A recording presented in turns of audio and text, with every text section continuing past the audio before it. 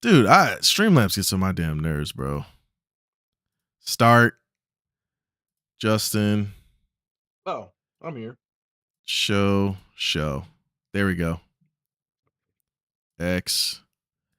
I gotta figure out why Streamlabs will randomly just die. I don't understand. So anyway, I literally clicked Discord and then Streamlabs died. So Carnivores community invite copy Cappy. There you go. Sorry about the technical difficulties. Streamlabs always crashes within the first 30 minutes for some reason, and then it stops, and then it works fine. So I don't know why. So the stream's resetting. I'm back on. Yeah, it should be reconnecting to everything. So right now it's back on YouTube and Kick. Yeah. Should we pull it up? Make sure. Oh, it completely ended your stream. Yeah, I know. Dan, we're back on Twitch. Cool Kevin, was that new or old, that comment? I think that's new. What's your favorite Hot Wheel on the wall behind you? Ooh.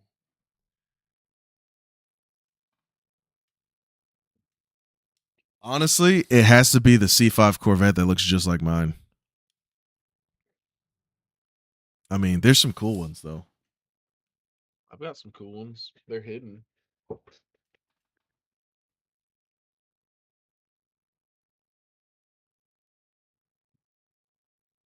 Yeah, it has to be. This Sierra Cosworth is cool too. There's a white one up here that's in the 5-pack. That thing is awesome. Okay. But it has to be the vet. This vet is literally the same colors, has the same stripes and everything. So it's my dream one day to have a. After you find your favorite, tell us about your most expensive one.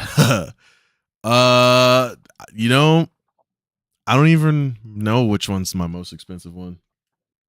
Probably how much the one that you gifted me. Oh no. My most expensive one is the yellow one. Oh yeah, those are sick. I like those. Hey, what's up, Travis? How you doing, sir? How you doing? So I only buy the Hot Wheels. I only buy are the ones that I own, like the cars that I own. Yeah. So mostly I have SVXs and Brats. But one of the coolest ones I have is this little green one right here. Someone custom made me and sent. They made my actual SVX before all the off-road shit. Mm. And they put a Blue Ridge Parkway like scheme on the back card. Okay. That's what's I would up. pull it down, but there's a stairwell right there. I'd have to straddle climb up. But this is a close second a friend gave me. This little Baja Toyota with the tow rig. Pretty sick. I seen that one once. So and it reminded me of Forza Horizon 2 when we used to run the stadium super truck. And that's the bus you won your little. Yeah, that's my dude. They made another one. There's another one. It's all black and it has a Lycan Hypersport. Yeah. Oh. Yeah, it's sick. But I think my most expensive one is this yellow one. This yellow Mercure here. I bought 2 of them for like $30 or some shit.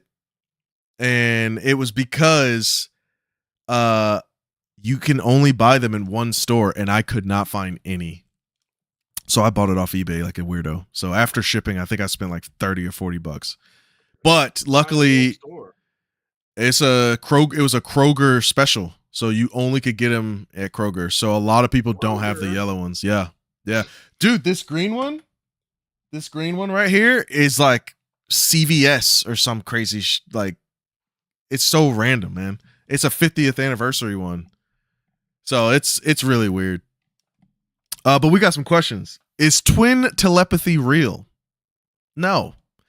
But you're raised together. You have the almost exact same life experiences throughout your young adolescence ages. And what that does is it makes you kind of this very similar people. You kind of think the same way. You kind of have the same humor and stuff. So you just end up thinking the same things, ironically. Yep. You know what I'm saying? It just sometimes we know exactly what's going on, but it's not necessarily to telepathy. And if you pinch me, he doesn't feel it. So if anything, he'll laugh at me. So we know Justin is a Subaru dude. What would you consider yourself? GM dude? I'm actually a Toyota guy. Yeah, Justin's Subaru is owned by Toyota. No, only partial. Well, we're weird, okay? So we don't necessarily identify as anything specific, or at least I don't. Yeah. We like to kind of stick around with what we're familiar with, but we also don't mind. We have a weird taste in cars, right? So we like to branch out. We like to try different things, right? So Justin's Isuzu Impulse is a perfect example, right? Like that's so far left field of what he usually buys and works with, but it's also right within his taste because it's weird as fuck. You know what I'm saying? Me on the other hand, I started with a F-body Camaro, 4th gen V6, and my first and second car were both V6 F-body Camaros, right? So I'm just familiar with the platform, so I kind of like stayed within it. So my Camaro was super reliable and never gave me my second Camaro was super reliable and never gave me major problems. The only time it left me hanging was fuel pump died. So so I kind of was like, all right, well, I like Camaros, so I would like a LS one day. So I bought my Vet, right? So I'm familiar with the LS. So then when I was looking for an SUV, I was like, all right, I want an SUV, but I know for a fact that Toyota 4Runners are amazing because Justin likes Toyotas, and then my buddy Zach has like 70 of them or something. But the thing is my getting a 4Runner is great and all, but it won't be able to reliably tow my Corvette or any other project car. So I was like, I wanted both things. So I was looking at Lexuses, I was looking at all these different things, but I realized that my dream SUV was the Trailblazer SS. You know what I'm saying? But at the same time, every time I go to Cars and Coffee, I see a Trailblazer SS. So I was like, I want to be even weirder. And because that's just my taste, right? And that's why I wanted the Saab. My dream car was a Saab 97X Aero, and I was willing to wait for it, and I found one. And I love the size of them. They're perfectly sized, and they can tow everything. So, and it has an LS, and I'm familiar with them. So that's it. So yeah, I guess I'm kind of a GM guy, but I also have 2 Fords. So I have a Ford Ranger, and I have a Merkur XR4 Ti. I have 3. So that's why I have all these Sierras on the wall. So all just like Justin was saying, he only collects the Hot Wheels that he owns. I have all Corvettes over here. Oh, I can't stretch all the way over here. These are all Sierra Cosworths to recognize the Mercurs. And then here's just a bunch of Forza cars. And then over here, it's a bunch of Pontiac GTOs and Cadillac CTSVs because together they make a G8. That's right. So, and I don't have the G8 no more. So, hey, whatever. All right, we got more questions, yo. Yeah. Just real yeah. quick, my first car was a Toyota pickup. True. And then that put me on the set for trucks for a long time and off-roading. But my first sports car was actually a Nissan. I was a huge Nissan guy because I wanted a 240, I wanted the drift, and I bought a 300ZX Z32. That was the biggest piece of crap ever. It was more in the shop than I drove it. Dude, And I then remember bought that the thing. SVX. And Yeah. the SVX is what got me into the weird stuff. So Yeah. the SVX got me out of that mindset, that kid mindset where it's just like, I'm just gonna modify everything because modifications didn't exist for it. Right. And then it also ended up being the most reliable car I had for so long, you know. Yeah. And then when I finally had space to buy a second vehicle, it had to be a Toyota, so I bought a 4Runner. So I've always been a Subaru Toyota guy. Well, there's an asterisk there. There was definitely some other vehicles before you. I was about to say, but that didn't mean I was What's up, locked to dog? that. I had a BMW. I had an Audi. I had the Cummins. Suburban. I had all Yeah. kinds of crazy stuff. So You it's just missed that like, thing though. You still missed that Cummins though. oh, of course. That's my one regret is like I didn't keep it long enough to really learn how to work on it. Um, but it is what it is. Yeah. Uh, but yeah, so it's weird that people like to lock you into these titles. Just as a Subaru guy, just as this, just as that. It's just like, no, Nah, I a just lot like of stuff. everything, bro. Yeah. Now, what makes Subarus dope is the fact that every Subaru I have shares parts somehow. Dude, they're like Legos, bro, which is great, So, man. so you Yeah. pick your platform, but like James had an LS400 at one point, and I really wanted it. Dude, I love LS400s, man. Oh yeah, Dan, okay, hold on. Dan brought I was up the thinking about Audi. buying. I was thinking You, about buying Tristan's LS400. But oh, yeah, dude, next question. Dan brought up the Audi. He said Audi question mark. Yeah, so I had a 2005 Audi A6. So big long body. It was It so had nice. it was silver, of course, but it had the guys spec'd it out crazy. So it had all the high end stuff: the suspension, the wheels, the adjustable HID headlights. Mm-hmm. It had the ski bag, the heated seats front and rear, black interior with the wood trim. It was the whatever the stereo was. It had everything, but then it had the 3.5 V6. It was fucking incredible. It did have the It was RS6 wheels though. it had the RS6 wheels. It had this naturally lowered suspension and all this stuff. I bought it for like $8,000. It Yeah. had way too many miles on it, but Yeah. it wasn't bad though. I drove it across the state a couple times. Had to replace the tires once. Nobody wanted to work on it. Luckily, we knew a guy. Yeah. And then I maybe had that car 3 months. Yeah. The wheel fell off of it, and we were like, man, this shit, whatever, It's bro. because someone didn't know how to use lug bolts Yeah. properly. Whoever did my tires didn't know how to use lug bolts properly. And then what happened? I sold it to a buddy. He wanted to mature himself. Mm. Mr. Oh. Williams is son. He wanted to mature himself, and then he sold it within a couple months because it started to break down as soon as he got it. I was like, Mm-hmm. "Oh shit!"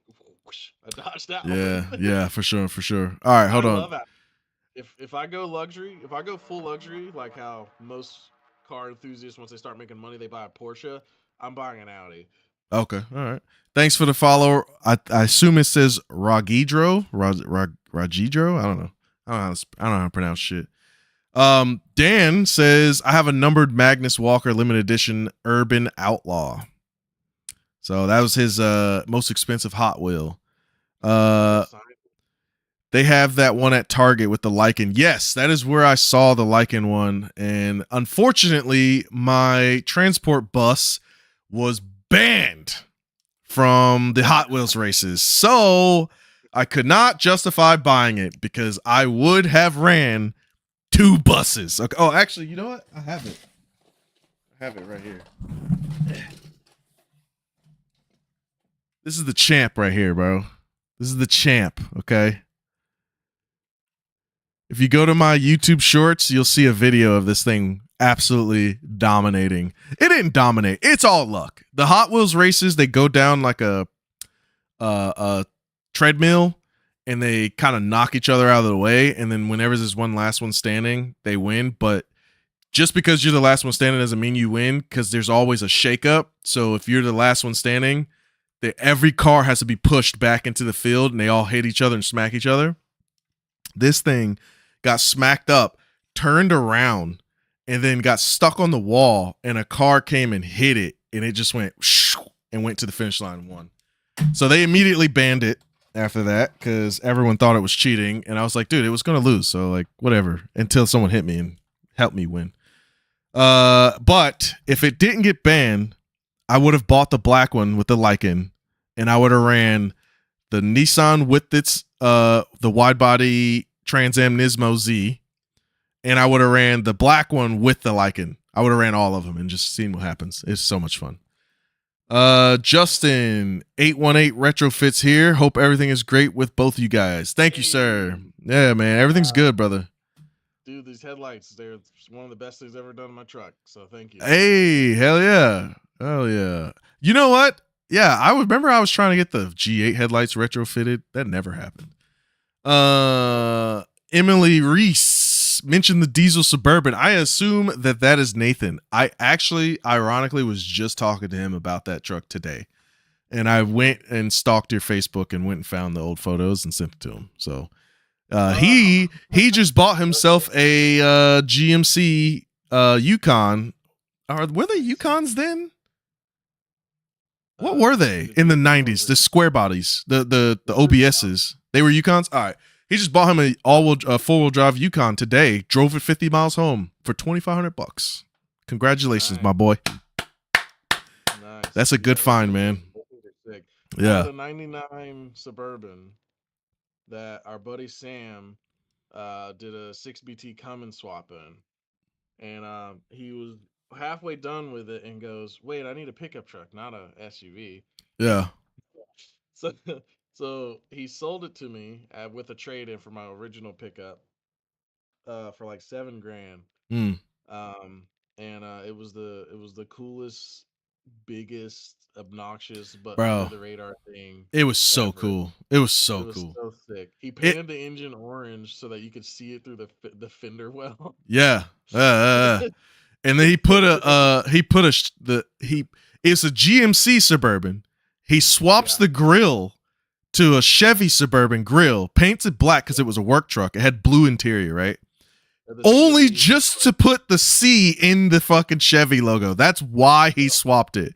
And so when I used to drive it to work, all these contractors used to be like, hey, why that truck got a C in it in the logo? I was like, oh, what'd you know about that? And it was like, I know a lot about that. What's in there? I popped the hood and they all were like, I will buy this right now. And I was like, no, it is not for sale. It was the same story with my camouflage Toyota pickup. Everywhere I went, someone tried to buy it. And I was just like, no, I'm sorry. I love this thing just as much as you love it right now. Yeah. And driving that thing in the snow was so cool, but then I fucking drowned it.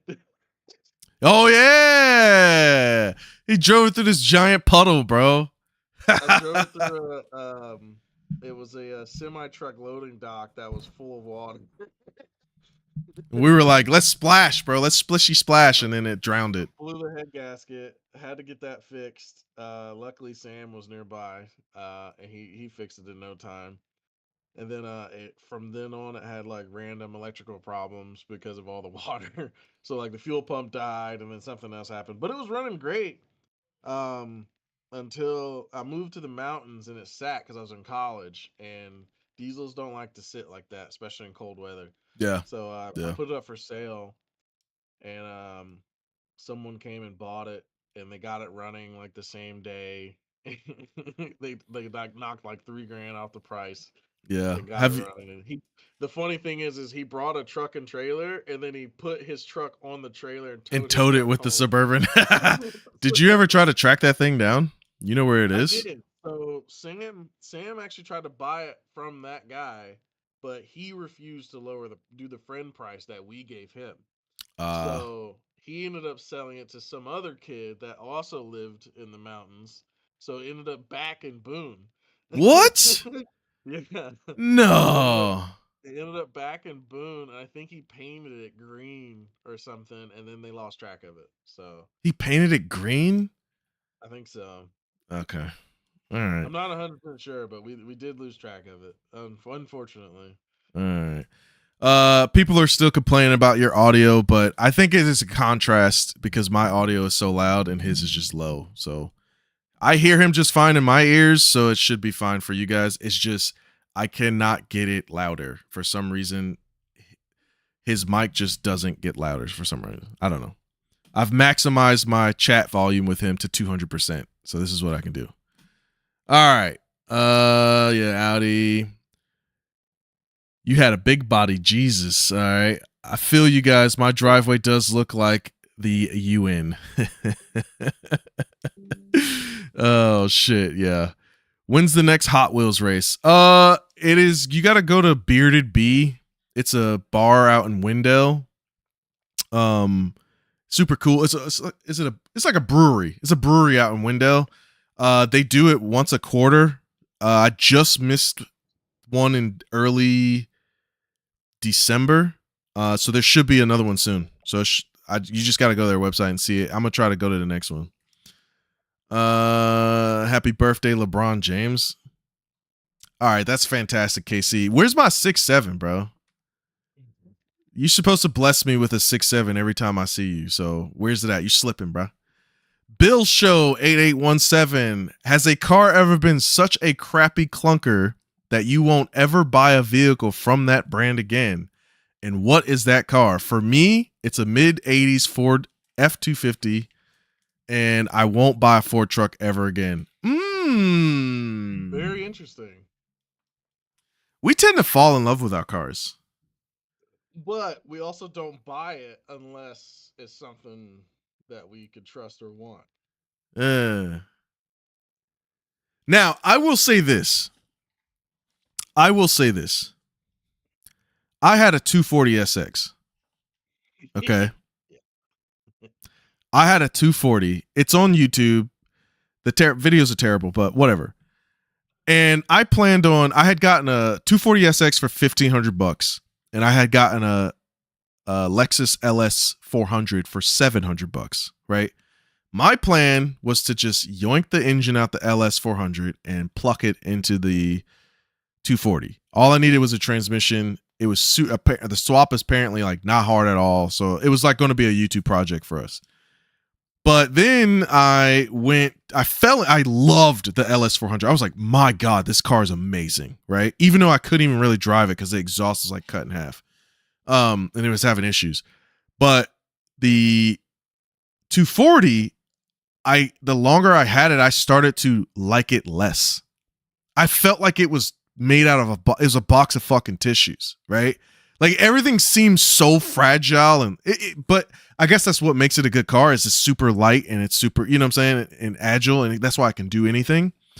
But like, I didn't have fun driving it. Granted, I didn't drive it much because I think the head gasket was blown or whatever. But I don't know, sitting in it and everything, it just didn't feel right to me.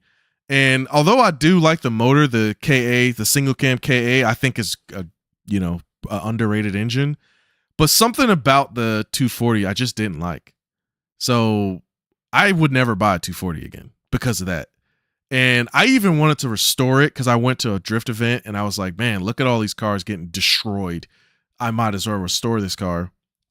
But, as a YouTube project. But I eventually just kind of fell out of it. And I was like, see, I should love this like I love this LS400, right? And fast forward, when I got the first McCurr, instantly fell in love with it. You see what I'm saying? And it's the same thing. It's a small, light, little rally drift car thing. You know what I'm saying? Like it's no different than the 240. It just functioned better. I don't know. I just fell in love with it immediately. So now every time I see a 240, S13, by the way, I'm not going to consider any 14s, 15s, or anything like that.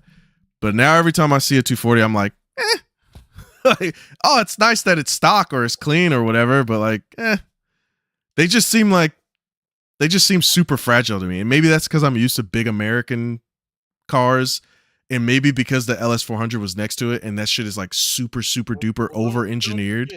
Don't forget that 240 specifically, you bought off some 17-year-old. Yeah, he bought it off some old lady, and I got it from a 17-year-old. He didn't tighten a single bolt on that thing. Yeah. So every time we did get in it to drive it, something fell off of it. That's true. So that's true too. So maybe that was all. Yeah, maybe that all had something to do with it. But like, I don't know. I personally just don't care. I don't care anymore. We have a friend that loves OBS Fords, but then he fell out of love of them because they all ran away. All the diesels start running away on him. Yeah. And he was like, fuck this car. You know what though? You know what? Shout out to Dan, right? I will support Dan from a distance. Fuck Audis, bro. Yeah. I'm sorry, dude. I don't want those problems, man. Yeah, Audi We had sucks. we had a couple BMWs. They were great. They have issues. They're weird, but they're great. Dude, I loved my E46 and the E36 we had in college. They were Yeah. actually not that hard to work on. They were a Yeah. lot of fun to drive. But But the those Audis, Audis are cursed, bro. I would Oh not my have touched God. an Audi. Yeah, dude. Even though yours was like so nice, once it started having issues, I was like, nah, dude, Get rid of it. I'm good on this, bro. Yeah, Gone. yeah, bro. And this is coming from a dude that has 3 Mercure XR4 TIs. They're known for being crazy unreliable, right? Like there's always some bullshit happening with them. And I don't care. Like I love that car, right? The way that it feels and drives and looks and everything about it just feels. And maybe that's me. Maybe that actually says why I didn't like the 240 because you see them everywhere, right? In the Mercure, I literally have a license plate that says, "What is that?" Because people everywhere I take it, they're like, "What the heck is this thing? I've never seen this thing before." So, or very, very old dudes are like, "Oh, oh shit! I haven't seen this thing since the 80s. I used to have one of these. My uncle had one. The turbo whistles, So, Same with everything I own. The Brat, the SVX, the Impulse. Is like, I can see this forever. yeah, What the yeah, hell is that? I don't know what that is. yeah. And they're like, oh, what an unreliable piece of crap. It's like, actually, you just don't understand it. You And just now don't that I've understand had it. one for so long, it's like, oh, this isn't that bad. It's not that bad. Yeah. The SVX, people really said the SVX is unreliable. Dude, that thing was bulletproof, bro. It's well, so I got the later one. I got the 96. So by then the transmission issues had been figured out. Gotcha. So it was just like as long as you didn't beat the shit out of it, it was fine. The transmission still sucked. It just wasn't unreliable. You know what I'm saying? Yeah. Exactly. But then once you manual swap it, it's like this car has no problems. Yeah. Oh yeah. Once it was manual swapped, yeah, it was good to go. All right. It's just like in a cross country trip. People are like, "What a piece of crap!" It's like this car sat for 4 years. It sat for started immediately. Okay, we literally went and just drove it when we took it to the shop. So the brake lines had holes in them, and it still drove. Yeah. What the fuck you mean this car sucks, like, dude? Even the vet, even the vet. Like I got so sad because I let the vet sit for 3 years, thinking I was going to do the transmission myself and all that, whatever. Right. I put my lawnmower's gas in it. Okay. Lawnmower gas, 87 that had been sitting in the back for who knows how long. And I just pumped it in there and it started immediately with Nathan's truck battery. I took the battery out of Nathan's truck and stuck it in the car. Starts up immediately. Like, it's like, dude, like this thing hadn't been touched in forever. Okay. So like that, the LS400 was the same way. The LS400, dude, it had so many problems. And I literally bought a cartridge fuse box on eBay for $50, wire nutted the wires together with the jumbo wire nuts just to see if it worked. Turned on never. That car's been through 3 owners since then. I still see it sometimes. You know what I'm saying? It's everything worked. The AC was super cold. Like everything was great. So anyway, we're way off subject, but yeah, that's kind of there. Everyone has their aha moment with their car. So like, but as for, I've never actually bought anything that I hated so much. I have sold stuff because I did have problems with it. So like the G8, I loved that car. But when I had to rebuild the engine and then it was coming up on a transmission rebuild, I was like, what's the point? I'd rather have an SUV. You know what I'm saying? Because I'm going to need it. Yeah. So, and then that's when I got the Saab. I sold the G8 for $7,000, bought the Saab for 85. So I basically fixed the G8 for $1,500 because it's a 6-liter, it's all-wheel drive, and it can tow the vet. So like, you know what I'm saying? But anyway, Slideways, what's up, buddy? I recognize that name from the streams. Hey guys, loving the content. Don't get to catch the live stream. Being in the UK, watching back the vet stuff was sick. Thank you, sir. Thank you, sir. Are you talking about the vet live streams in the garage that I was testing out? Because that was actually pretty fun, even though I have no idea what I'm doing in a garage. But it was fun having people to chat with and, you know, showing my buddy Kirk how to, you know, work on cars because he's never done that shit before. But yeah, that was cool. What do you mean? You have a Ranger? What does that mean? C Booth. I love my Ranger, bro. I just fixed the clutch on it. That little 4-cylinder ain't towing shit. It ain't towing jack, but I love that thing, dude. I'm probably never gonna get rid of it, to be honest, unless money's just like really tight. But like that thing, I let people borrow it. You know what I'm saying? Like, hey, you need a car? Here's a Ranger. Take it. Bring it back. You know? Danger Dan. How did y'all originally get into the car scene? Did y'all both get into it together, or did one drag the other into it? Now, I will say there are some things that we've dragged each other into, but the car scene is not it. We were always car guys. Ever since we were babies, my dad was like, y'all were drifting the fucking Power Wheels like as soon as you got in them. You know what I mean? So we always were car people, but we'll always give our props to Gran Turismo, the first one, the very first GT. All racing games, even EA, like MotoGP. What was the one that we played? Motors, huh? Test drive. Nah. Before that, the dirt bike race, the dirt bike and motorcycle one. Oh, ATV. Nah. That's Off-Road Fury 2. By the way, saw that on the shelf the other day. Nah, before that, the PlayStation one where I used to like fucking. We used to drive the dirt bike on the Great Wall of China. Motor Racer, dude. Yeah, that was sick. So video games, big video games started it. Mainly because our family didn't have like cars. We just kind of could only see it from afar. We actually didn't grow up around any other car people. We were the car people. Yeah, we were always the car people. We found out later that our dad was actually a car guy in a weird way, like car guy adjacent. But not like his enthusiast. He was enthusiast with money, so he liked working as an electrician for money, right? But then he like had a couple experiences with cars and motorcycles that he really liked. But he's not like us where we like it's a part of our happiness. We want to pursue that shit, right? So yeah, it was always racing, man. Gran Turismo, Hot Wheels, like we were running around coming up with our own little imagination races with the Hot Wheels, you know. It's everything that normal kids do. Every car feels like a tin can compared to the LS400. That is true, because that is a tank.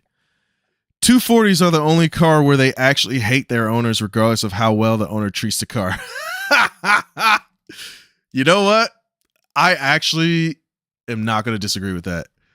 240SX gave me a question. Do you have any cars you're worried to meet as a hero? Being a child in early 2010s car culture, the 240SX is a car I love dearly, but I think I will let me down in real life. Perfect. Exactly. Yeah, that's a great way to put that. You answer first. Go ahead. Well, no. Go ahead. Because So with my job, this is a very valid question. Extremely valid question. When we drove every GTR, I was like, oh fuck. You know what? I have a similar story. Yeah, continue. So the R35 is just a sick car. They're just so common. That's the only problem. Yeah. Man, when I got in that R34, the first thing it reminded me of was the fucking early 2000s Civic Si. No, bro. It felt the exact same inside. It just felt like a Maxima. Like everyone makes that joke. It's just a fucking Maxima. It really is. All right. So, but when it comes to performance, though, you can't really beat it, right? Right. So like that was where it like held true to its name. But like if you just drive a stock one and you're trying to be impressed by the interior, you're not. It's just a Nissan at the end of the day. So I feel like, because, well, first of all, I promise y'all we don't hate Nissan, okay? Because I used to be a Nissan guy, man. Because dude, Z32s are so great. But I will admit, there was a day I filmed. I still haven't posted these videos because whatever. I filmed a Mark IV Supra, and an R32 Skyline in the same day. Okay. the Supra was an automatic, and I loved it. Okay, I loved Great that car. tourer. That's what people Yes, forget. It's a it great was tourer. it was amazing. Okay, I got in the Skyline, and I was like, eh.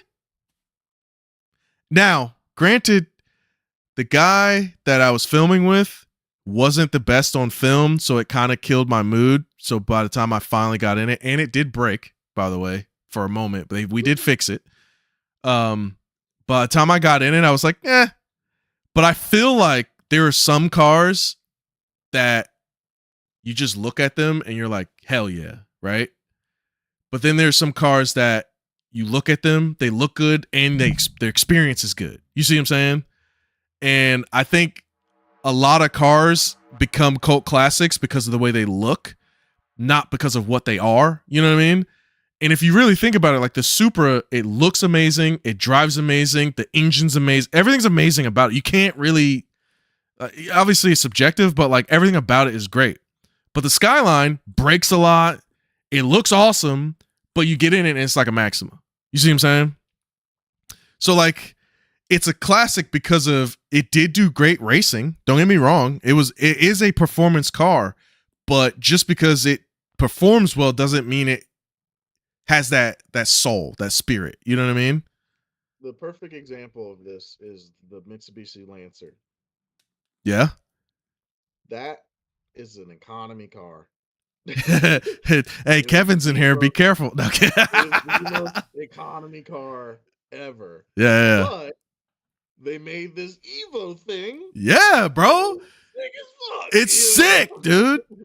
See, but But that's see, the difference between Subarus and the Lance. The WRX versus the Lancer is Subaru always had this quality when it came to its interiors okay. because they couldn't do high level stuff, so they've always been in this mid range, right? Yeah. So the Lancer though is all high revving, no low end economy car. Right. So like they are not nice inside. I will admit, Even I will admit though, I got into Kevin's Evo and it was awesome. So did it have leather? I don't remember, but it was awesome. Yeah. I had a blast in his car, and then I even rode in Tyler's Mirage. Okay, the most economy car ever. Okay, and even that was a blast. Granted, it was turbocharged, but like Driving them is a blast, but driving them was a blast. quality life, quality of life while inside of it, you're not Yeah. getting Okay. it. All right. All Yeah. right. Yeah. Well, I'm That's not why. saying the performance is bad. Driving them is a whole different thing. That's why people prefer the Lancer over the Subarus, is because it uses the transfer case instead of full symmetrical, right? Okay. So it feels a little bit more nimble, and you don't have to worry about tires and stupid shit like that. So they throw them around all the time, Right. Right. But if you needed to live with one, they're probably going to pick the Subaru. Okay. I just feel like But yeah, if you want something exciting, you get the Lancer. If you want something that is kind of subdued but also fun and performs well, yeah, like I feel like the Lancer and the Supras, right? You know they're going to perform well. You drive them, you had fun, it performed well, right? But the Subarus and the Skylines, you drive them and you're like, okay. But then you're like, you yeah, see your numbers and you're like, oh shit, that shit, it did great. Like, holy right, fuck. You know what I mean? right. Yeah. All great cars. I'm just saying. Here's a good example. When I drove a Viper for the first time, Mm, I drove two of them. I drove the ACR mm. with the big wing and the non ACR of that generation, and I was like, damn, this feels like a Corvette. Yeah, it is. It is a Corvette. It just feels like a Corvette with a lot cooler sound. Yeah. And another Like cool this thing is about interesting. about Vipers too is the engine doesn't feel like it's trying. It feels like it's in Doesn't, chill bro. mode, bro. It's so weird. It's so European the way it feels, though. That's the Yeah. thing. Like the Audi. It's the same thing with Audis. Like I drove that Audi R8, and I was just like, "This is sick," but it's not slapping me in the face. You Right. know. Right. And Right. the Right. Right. Viper's Right. the exact same way. But you look at the Speedo, and you're like, Oh, Yeah, whoops. dude, well, you can feel the torque in your face, so that's the other thing. But Honestly, the coolest thing about the Viper was having the windows down and hearing the side you only hear noise. half the engine. Yeah, No, you get a burble. So if they get the burble, it you get an effect on each ear. It's like wearing headphones. It's really sick. oh, interesting. All Yeah. right, well, let's kind of burn through some of these. I'm getting a GS 300 this year. If Justin gets Tristan's LS 400 and James gets one as well, we can have a big body drift squad.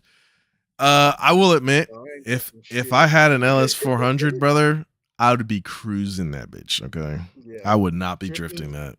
Tristan's is on air, and I'm gonna have a car seat in the back. So, Yeah. but he wants Yeah. 10 grand for it. But So also, I also, I am a weirdo, Dan. And if I'm gonna do a big body show car, it's gonna be a STSV for sure. It's gonna be something dumb, all right, and unreliable. Yeah, I'm LS 400 is something I'm passing down in my generations. You know, like that thing's gonna stay alive. Like there's no reason to try to torture it. Will we have a Mercure manual at work?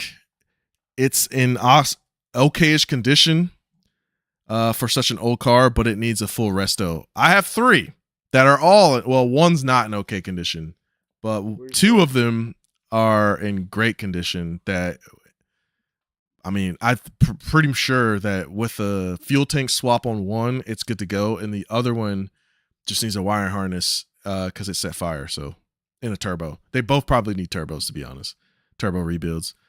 Baz's Weekend Adventures with taxis around the corner, or Tax with season. with it says Taxis, but whatever. With Taxis around the corner and a lot of big refund coming, what weird ass car should I get and help me learn how to wrench?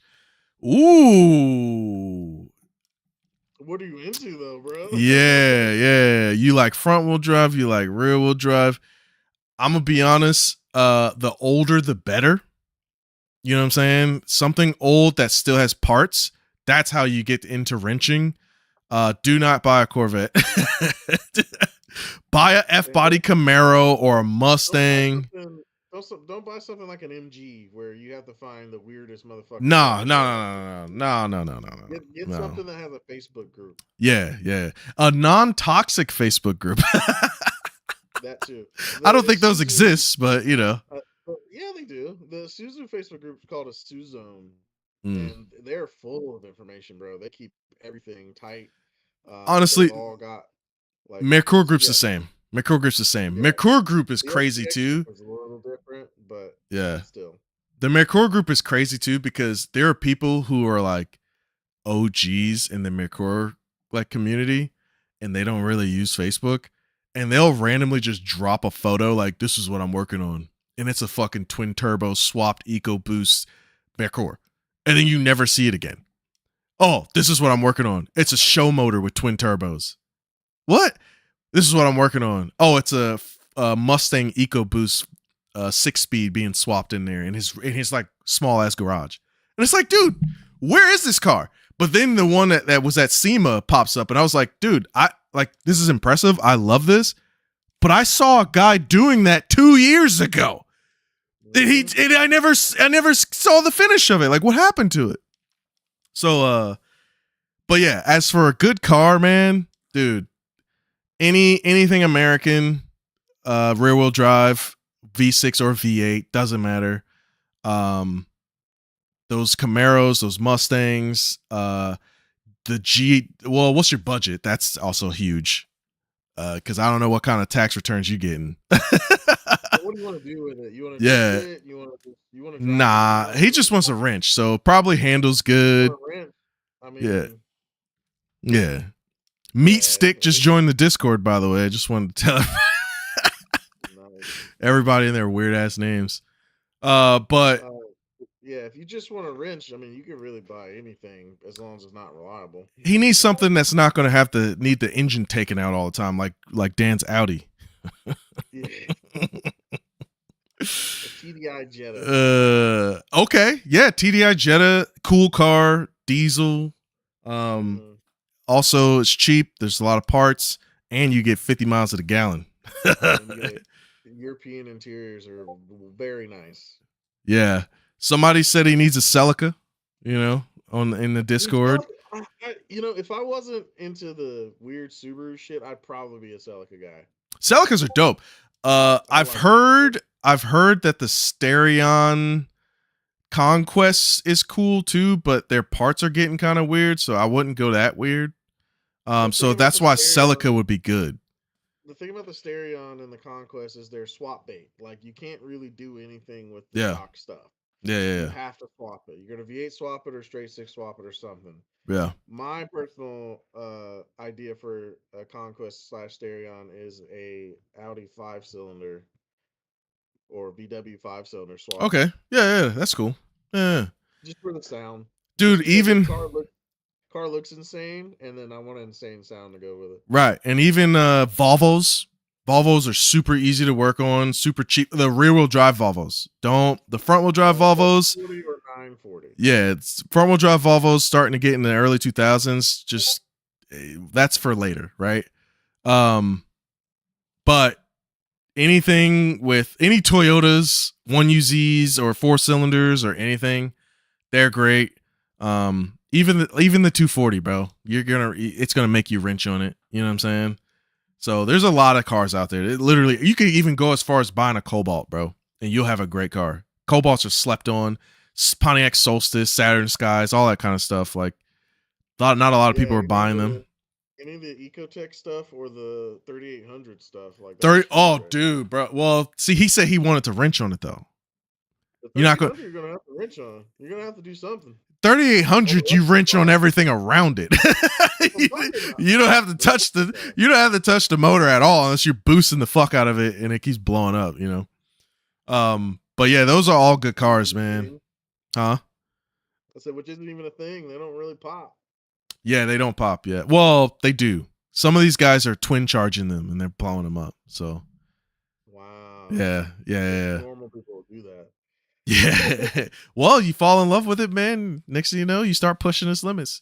It's really the transmissions that are limited when you start going, boosting and stuff like that. But yeah, dude, there's so much out there, man. Like, just keep your eyes open. And just find something cheap. And I just saw a guy bought a Vet for $9,000 that was manual. So like, I don't know what kind of budget you're on. Dude, I saw a Buick Park Avenue with a supercharged 3800 for $800 running and driving the other day. I almost bought it. I don't have a reason for it. Oh, there's a buddy of mine has a yellow 5-speed Mazda Protege 5 station wagon. I want that shit so bad. I have no reason for it. The IS300. They're expensive though. They're expensive, bro. What? For 250,000 miles, they're still like $5,000 to $6,000, bro. Yeah, come on now. Non-turbo, slow, reliable. They're not that slow. They're all right. Seabooth, you said you wouldn't buy another Ford after the 80s F-250. What? Oh, he's talking to someone else. MX versus ATV. I heard those were great, but we were ATV off our Fury too. Dude, kind of Sam. Car stuff skipped my dad, but my uncles and grandparents are all car guys. On my dad's side, they were moonshiners. That's what's up. Slideways. I grew up in the household that wasn't into cars apart from my granddad and picked it all off Top Gear and Need for Speed. Bro, Top Gear and Need for Speed. I mean, come on, bro. Honestly, you could argue that although Need for Speed got its ideas from Fast and the Furious, I think Need for Speed is the thing that actually had its more effect on car culture, not Fast and Furious. Fast and Furious was great and kind of influenced a lot of video games, but I feel like Need for Speed is what actually was the icing on the cake. You see what I'm saying?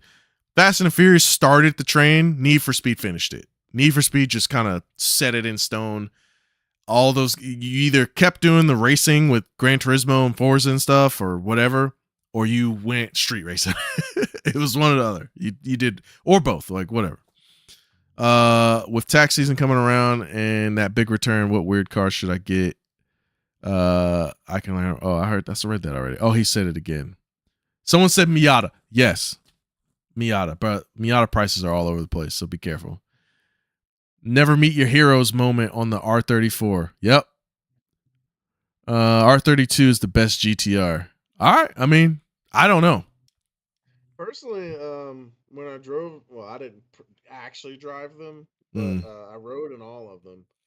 The 33 actually ended up winning a lot of people's hearts. Yeah, that's what I've heard. I've heard a lot of experts, like GTR experts, say the 33 is the one. And for some reason, it's the one that's slept on the most because it's heavier or it looks like a pig or something. I don't know. It is a little heavier, but it's like a weird transition period for them. But like for some reason, it drives nice. You know, Oh, okay. That makes it's sense. not there's like a compromise that the R34 does, that the R33 doesn't do, but the R32 had a different version of the compromise. It's Right. really weird. It's hard to explain, but like Nolan, who actually drove all of them, was like, "Damn, I really like the 33." I think the 33 was a perfect example. The 5th gen Camaro to the 6th gen Camaro, right? It's the same car. It's just way more refined. You see what I'm saying? Yeah. Right. So I feel like the 32 to 33 is the less evolution, but it's just become more of a refined car from there. Then 34, it's completely different. It went off somewhere else. You see what I'm saying? The other reason people have that stigma towards the 33 is because of Initial D. In Initial D, the guy driving the R34 actually talked shit about the 33. Wow. Okay. He said it was a fat Oh, pig. bro. Hold on. Whoa. Pause. Cardiac Man just subscribed tier 1 to the Twitch. Pretty sure that's my first subscriber. Thank you, sir. Yeah. What's up, man? I actually just set up my monetization on Twitch the other day, like yesterday or something. So because I was like, wow, no one can subscribe because I haven't even set this up. So I appreciate that, bro. We're going to try to stream more, playing video games and stuff. We may even play some games today, depending on how long this goes on and wherever the chat takes us. Someone said old WRXs as well. Yes, the old WRXs are dope, especially the wagons and the 2-doors. I miss like besides people in their head gasket fucking jokes. If it's a NA Subaru, you really cannot go wrong. I miss early 2000s Mitsubishi. What about it? Yeah, the Eclipse before the facelift. It's funny because Eclipse was cool, then it was like, then it was cool again. My favorite Mitsubishis though, 3000 GT though. So, I mean, to me, that's the most slept on Halo car. So I like the Galant. Galants are dope. And what's the wagon one from Japan? Legnum. The Legnum. Yeah. And whatever happened to the Diamante? The Diamante was kind of cool. I don't know what motor they had in them though. They were front wheel drive V6s, right? Yeah. Yeah. Like no one's done anything with the Diamante. It's dude, VIP build on the way. Kind of late to this. Achilles is who has the Lancer Evo said, I'm sitting here listening and agreeing to 100% with everything you said about the Evo and Lancer. You know what I mean? You see? Interior is straight economy car, but absolutely amazing to drive. Yes, my Evo has leather and suede interior. There we go. Even old, yeah. Even old Subis are pretty Spartan inside. Newer 09 Plus things got a bit better. Dan, shout out to the built on YouTube. Don't buy an MGB. Yes.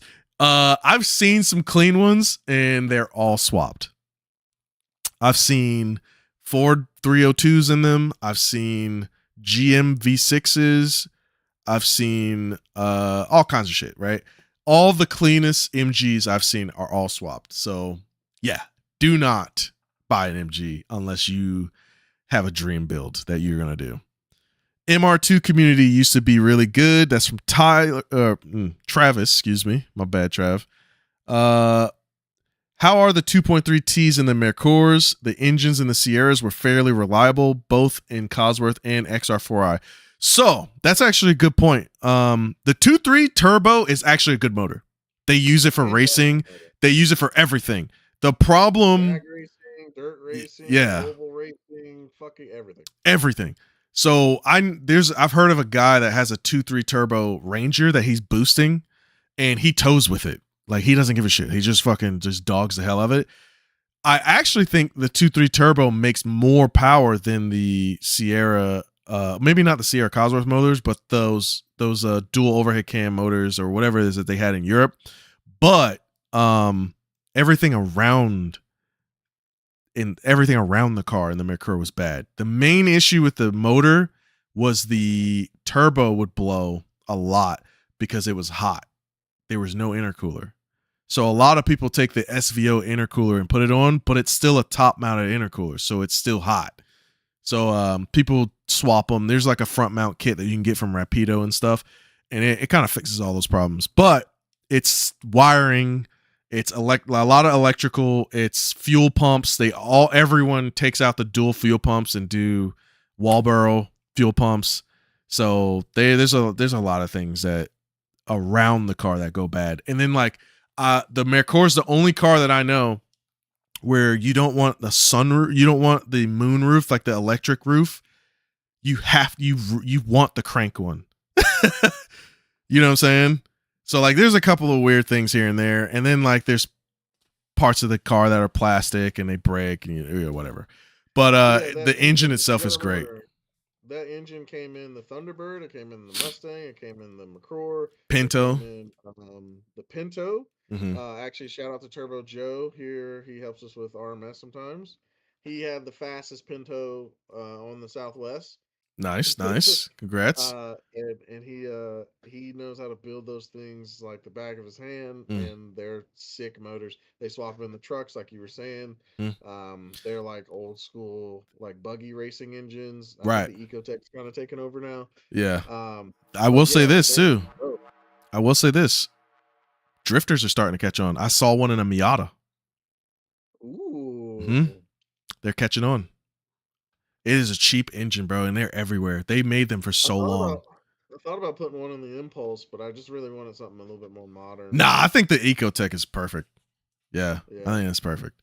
And that engine is what birthed the EcoBoost. So they're all the same engine. It's just modern. What was the early EcoBoost before it was EcoBoost? I think it was something with Mazda they helped with. Same engine, 2.3. I don't know I don't know the Ford version of it though. It was called something else. Oh my goodness. All right. Steve Jansen, who used to be a town neighbor of mine, just subscribed to my YouTube channel. Wow. Jeremy Cutler, thanks for the Prime sub. And Dan, who is like a mod of me, just subbed to the channel. Thanks, sir. All right. Baz Weekend Adventures. LOL. Anything on easy engine bay? My OBS Chevy has taught me that having a large engine bay does miracles. Absolutely. My boy Nathan just bought an OBS today. German cars have scarred me from my younger days. Damn right. You know what else is getting popular? Those Atlas motors. The GM Atlas motors are dope now. They have a 4-cylinder, a 5-cylinder, and a straight 6. All came out of Trailblazers and Colorados and Canyons. So you got the Ecotechs, you got the Atlases, you got all those that are like blowing up right now. And I saw a built 5-cylinder, so that surprised the shit out of me. What's up, guys? Met y'all at Lanier Raceway. Hope you're doing well. Thank you, sir. Lanier was fun, man. Lanier was fun. Matthew Estes, Stranger Danger. What's up, Matthew? Been a minute, bro. Slide. They said turn me up. They said that I'm too low. Dude, I have you maxed. I think I'm just loud. Am I maxed on Discord? Yes. And what about Streamlabs? Oh, I guess it's not Streamlabs. So. Yeah, it's not Streamlabs. Your voice is low though. I will say that. For some reason, your mic has always been kind of like whatever. I don't understand. Yeah. Hold on. Let me see. Let me see if there's something else that I'm missing. Here, I'm gonna do my output volume. Hold on. See Hold if on. that. Hold on. Hold on. Hold on. No, that just made you louder. I don't want that. Yeah, yeah, yeah. Nah, I only have what about this? How about now? I don't know. Let's see. How do I sound, everybody? Do I sound a lot better? Is that better?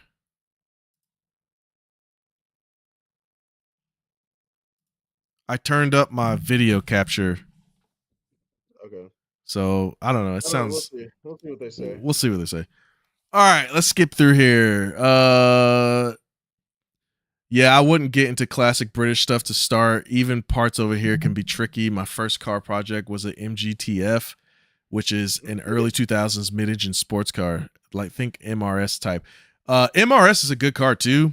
Ross had one, and I think that was even a car that I was surprised by when I got in. I was like, oh, this is dope. I like MRSs. They're good. Yeah, they're dope, man. MR2s, on the other hand, are great, but working on them. The MRSs are getting extremely popular right now. Yeah, if you want to race a car, that's a good one. That's yeah. Steven said Volvo 5 cylinders. Slideway says, but less well. Okay. Cobalt SS Turbo is a fucking steal of a deal. Only problem is like only one company does aftermarket stuff for them. Yes, ZZP. They are holding it down for those cars, but they do a great job, man. Achilles, my old Cobalt SS made 291, 368 at the wheels on 91. I love my Speed 3. If you can find one that isn't clapped out, they are fun. I know a lot. There's a whole entire Speed 3 club in Raleigh, right? They always have problems. They always break their cars, but they're great cars. You know why, James? Why? That's the Ford generation.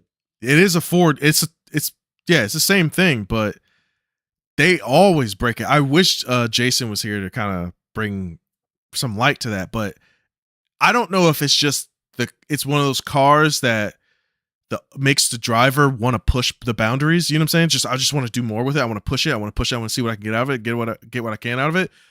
But bro, they're always blown up. They always have problems. So I don't know. But the guys that drive them absolutely love them. C30 T5 can get them in 6-speed with a turbo 5-cylinder for cheap. Isn't that the Volvo? Isn't that the little hatchback Volvo? Justin? Sorry, what? The C30 T5. Isn't that a Volvo? The little tiny one that was the Ford, or the. It's like a Fiesta. RS. Focus? The Focus RS we didn't get. Hold on. Yeah. What, you got an emergency there, sir? Yeah, that's it. The T5, the C30.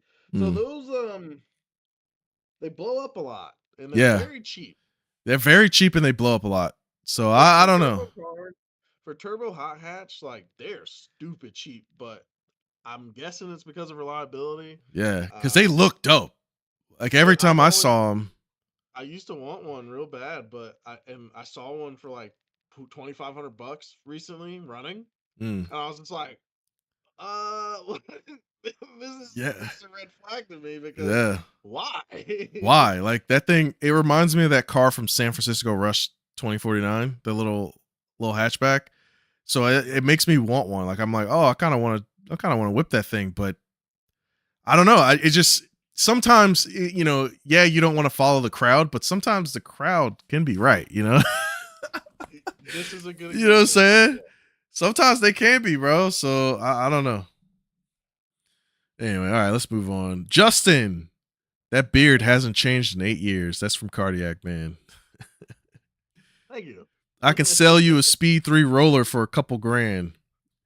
Just needs an engine. Yeah, exactly the point we just Yep, made. needs everything. Yeah. I was talking to you. Do you have Alzheimer's? No, C Booth. I just don't listen to you. Awesome ideas now. Since both of y'all married, how do y'all convince your wives to get more cars? Teach me your ways. Ah, brother, you gotta pick from the beginning. When I first met my wife, I showed up in the G8. Usually I show up in a cheaper car, but I didn't have the Ranger yet. Showed up in the G8 and I was like, just so you know, this is me, okay? And then I was hosting car meets at the time. I will plan on hosting car meets again soon. But I took her to a car meet. I said, this is what I do. This is my vet. This is my car meet. These are my people. This is the kind of stuff that I'm into. This is a part of me. So act like I have a kid. This is my kid, bro. And my girl, just like Justin's, was like, hey, this stuff makes him happy. He came from a fucking weird ass childhood. And so this is a part of him. So why would I try to take something away from him that makes him happy? Granted, your wife is still a voice of reason. Okay. Because there are definitely some times where I'm like, I saw this car on Facebook Marketplace. I can make it work. I can make it work. You know? But so sometimes they're there to bring you down. But at the same time, there was a time where I was like, I don't know if I should do this. Like, I want to, but the money. And my wife was like, do it. Go ahead and do it, bro. Like, we'll figure that out. Like, whatever. If this is what you wanted, you got an opportunity here, take it. So I did. So I'm in the situation where this is my job now. Yeah, true. True. Can't True, really true, true. say anything. Yeah. But funny enough, on our second date, I came here. I live here now. But on my second date, her mom offered space. Yeah. Yeah. Well, I knew I was in the right place. Yeah. And, yeah, definitely. As soon as I moved in, that space got filled up real quick. Absolutely. I'm up to 5 now. But what's cool, living in LA and having space, like it's awesome because I have everything running now, and it's great. Is it legal? No. Yeah. Right. But what is in California? Yeah. So yeah, no. And when I show her stuff, like I put it this way, I talked about selling the Tundra, and she was just like, "What? No, we can't sell Tundy." I was like, "Okay, well, maybe I'll sell this." She's like, "No, you can't sell that. You love that car." Right. She has the same habit as me. I showed her a old RV the other day, and I was like, "This would be a sick project for both of us to do." And she was like, "Oh my god, I love it. I want it." And then she starts sending me RV marketplace ads now. So Nice. So tell them about find the right one. the free SVX. Oh yeah. Some guy hit me up on Instagram or Facebook with an SVX in San Diego. It was just like, "Hey man, you can just have it if you want it." And I was like, "I don't need an SVX." But then I showed Danielle and her mom, and they were like, "Well, we want one. Let's get it."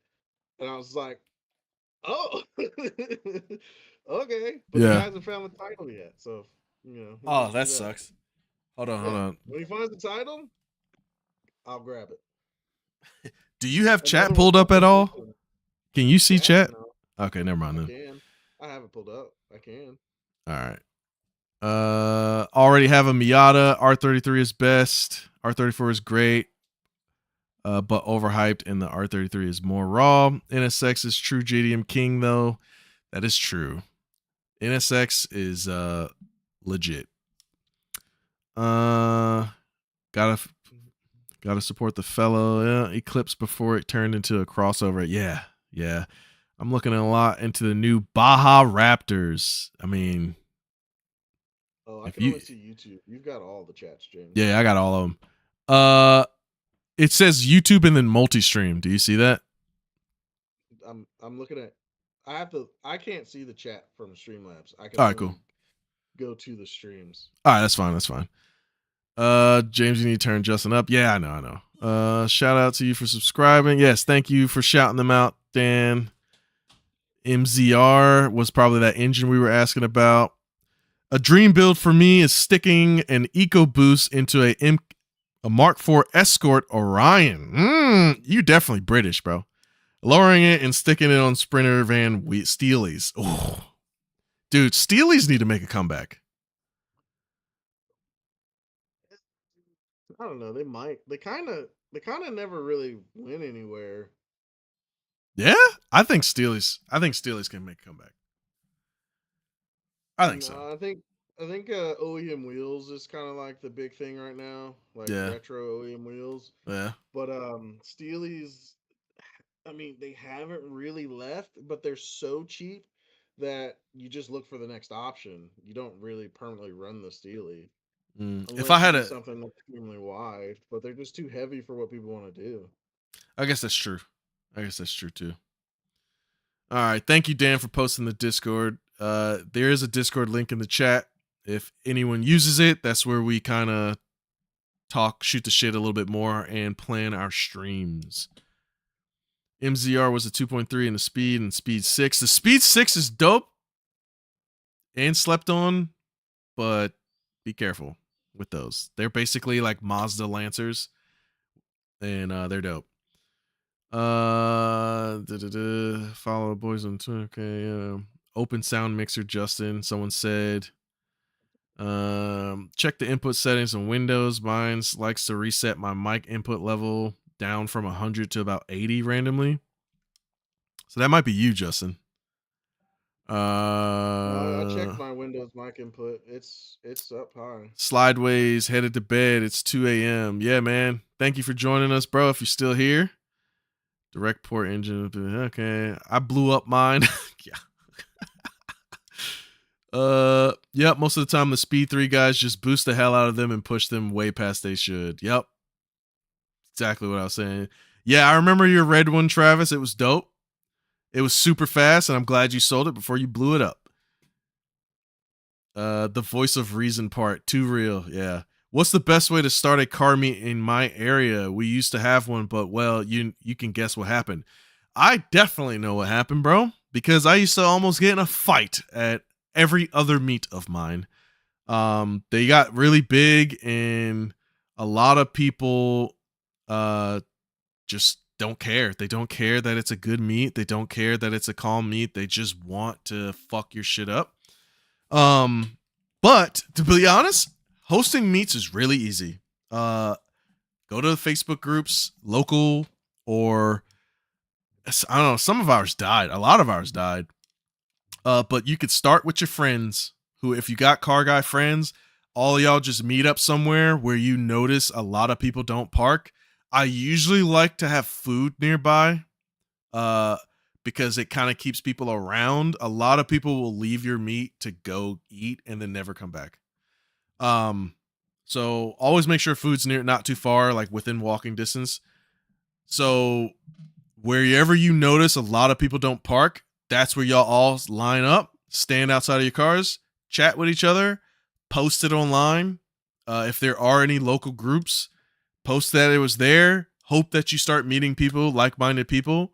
And then when you get to a certain point where you're like 20 or 30 cars, you don't need to be bigger than that unless you're trying to start a business, really.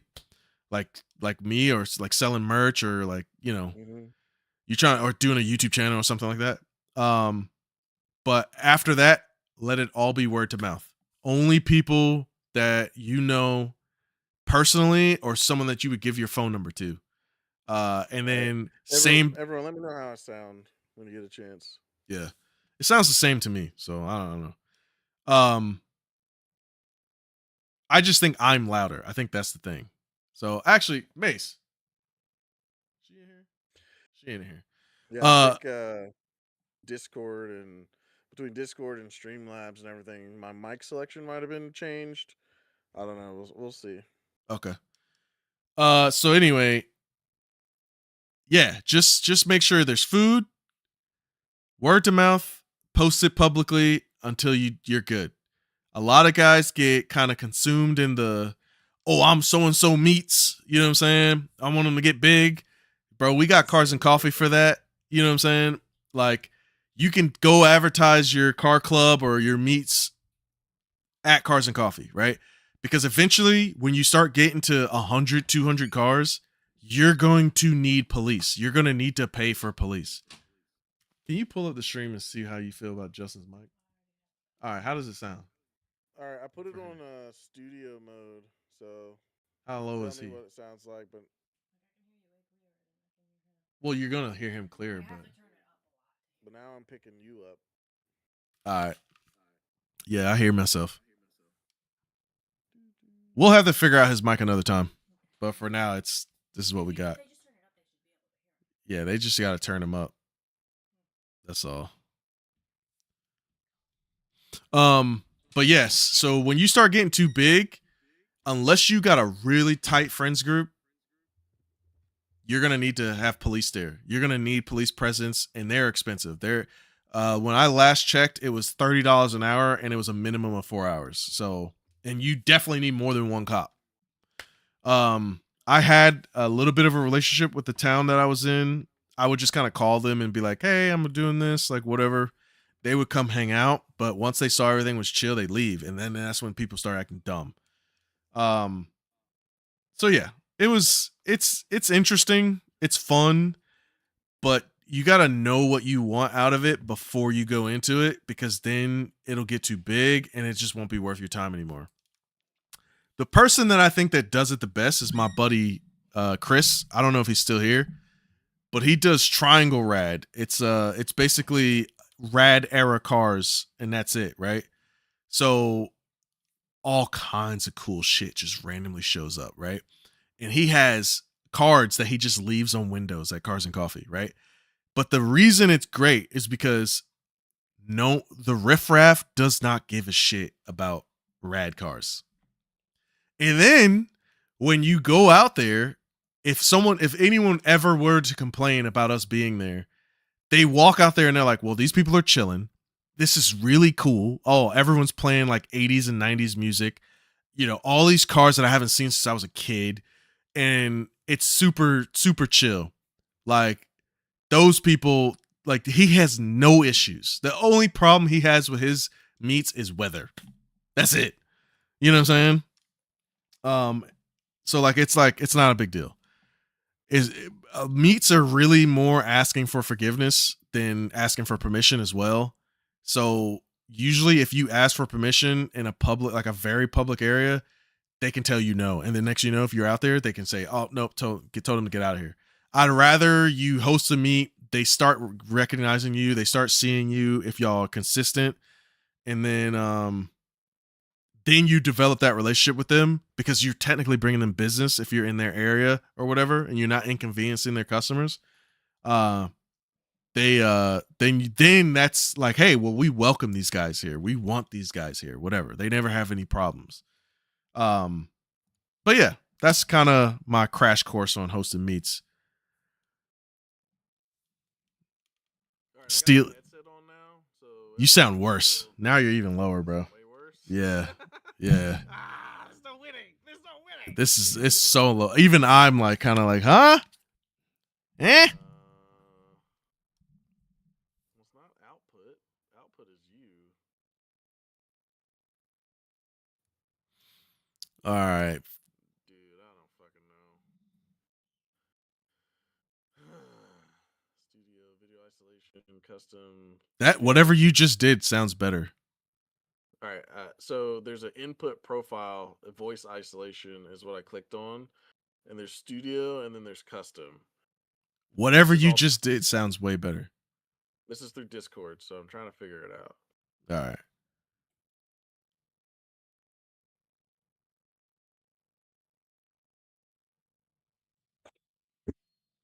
Team No Skunk 10 says, yo. You know him? What's up, team? Team No Skunk. Don't forget, you can literally make up a cruise as a fun event. This is true. The Duck to Duck cruise was just because it sounded fun to go from Duck Donuts Raleigh to Duck Donuts on Duck Road in Duck, North Carolina. Yes, that was still a good one. The Duck to Duck cruise was dope. Okay, it was so random. It was so not planned well, because we planned it And I have a YouTube video of it, by the way. We planned it when we were planning it. The fucking the OG Duck Donuts was open, but when we went, it was closed for the season. So he drove all the way out there to run into a closed donut shop. It was so bad, dude. It was so bad, man. So, but anyway, that's just like whenever we try to go karting and we don't look to see the place is booked out for the day, so we just show up in a huge group. Yeah, we can't even race. Now I definitely do show. I check every time. But yeah, random cruises is dope. Like I want to do a cruise to Hanging Rock, right? I want to go from Raleigh. We all take back roads to Hanging Rock, right? Go hike up the mountain, right? And then we cruise back on the highway. You see what I'm saying? Like, I think that would be so much fun. Hanging Rock in Germantown near Winston and all that stuff. Yes. Yeah. Yeah, I love that place. Yeah, that place is dope. And like you can do cruises. Cruises are great as long as you got like-minded. You don't need that many people. You could be 5, right? Even car meets can be 5 people. Sometimes the 5 people car meets are the more fun ones because you're not, there's not so many people that you got to deal with. Another one, find a restaurant that wants a little bit of publicity and say, hey, I'm going to have a group coming. Is it cool if I have a car meet as well as we all eat with you? So that's cool too. I did that with Gov's Burgers and stuff. Volumes were balanced. Oh, okay. All right. Move the mic away from me. Does it sound better? Yeah, you sound better to me. They were telling me to move back because I'm close to my mic. Yeah. Werewolf Man! Damn, I'm late. What y'all trying to fix through Discord? Yeah, we were doing our sound, brother. My microphone is just way lower than his on the stream. So. Yeah. How y'all doing tonight? We're doing good, man. Thank you for joining us, man. Still sad we haven't done a cruise to the road to nowhere. Actually, that's still on the list, sir. I still want to do that. That was a good idea from you. I still remember it. When my Corvette or something that I actually want to drive out there is ready, we'll start setting them up because I have weekends off now. So, Will, do you have weekends off, sir? If you got weekends off, we can set it up. Werewolf Man switched to Twitch. Thank you, sir. You can sub now, by the way, instead of just follow. February icy car road trip to the beach to get a closed donut shop. Was it February? I thought it was January. We literally just camped at Hanging Rock. Really? Well, let's go again. I feel bad bombarding y'all with questions, but bad, dude, keep them coming, man. You actually been asking some really good questions, so I hope it's been helping people out. Werewolf Man, what are y'all trying to fix on Discord? It was the mic. I think Justin figured it out. Wait, you're in Raleigh? You go to the Cars and Coffee all the time, bro. Cars and Coffee Morrisville is my shit. I will be there this Saturday. Think he's me. Everyone thinks he's me. Yeah, everyone thinks I'm him. Funny story, by the way. Everyone thought Justin was me when his last Cars and Coffee Raleigh or in Morrisville. Then he leaves. I end up not at Cars and Coffee for like 3 months. He gets his first video on Donut. I go to Cars and Coffee. Now everyone thinks I'm him. Even people I know. And I'm like, dude, I know you, bro. So bad, man. The funny thing is when we did Carnivores together, they just assumed we were one person with just 2 houses and an eclectic taste in vehicles. Yeah. It's just like, no, we literally we introduced ourselves, Justin and James. Yeah. Like, do you not pay attention? Yeah. So bad, man. They're in our Facebook group and they're just seeing the dude with 2 different names. Like what? That's my burner account, bro. It's my burner account. I just assumed. We were doing AI before everybody else, right? We had guys on Xbox we've been playing with for months, and they just like, I just assume you just talking to yourself. Yeah, Sounds like the same way I'm talking. I will. Like, you guys are fucking nuts. I will give credit to one person though, if he's still here, Mr. Colin. Colin knew who you were by your voice because of all the Forza that we used to play. when he saw you, because we never had each other on like Facebook and stuff at the time, but because we played like Forza 6 and some of the other Horizons and stuff together, he saw you on Donut and was like, I know this dude. What the hell? And then jumped in an Xbox Live party and was like, hey, is it you or your brother that's on Donut? And I was like, oh shit, what's up, bro? It's been years. He was like, that's one of you guys. So gotta give credit where credit is due on that one. That's right. I've had guys I knew in the army back in those days, their ex-girlfriends hit me up on Facebook, be like, "What are you doing on Donut?" My boyfriend watches, or my fiance or whatever watches this all the time, and then I just see your face up there, and I'm like, "Yeah, I've been working for 4 years almost." Yeah, what the fuck? And they're just like, "That's crazy." Foodro. I went to the Blue Ridge Parkway back around Halloween and hated to see that it was still closed because of Helen. Yeah, drove up to Little Switzerland and went down the Rattler though. I've heard the Rattler's dope, so Yeah. I want to do that too. I actually have taken a hiatus on the Dragon because there's so many crashes, so much bullshit. I just don't think it's worth the risk, right? Granted, I know people go every day and it's great, but I don't want to deal with it, right? There's other roads like the Rattler. The trick to the Dragon is you go during the week. Right, exactly. Don't go on the weekend, bro. Or you'll end up having shit like what happened with was it Gatlinburg? Yeah. Like all that shit where everyone's crashing and everyone's doing that stupid shit. And every time I know someone that goes with a group, someone crashes.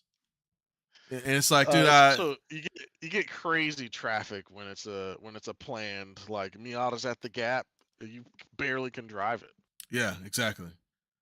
So it's weird, but it is what it is. One day I'll do it. I just gotta be, confident that I'll be safe.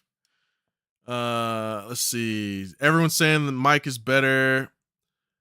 Old mic was better, but the sound is better.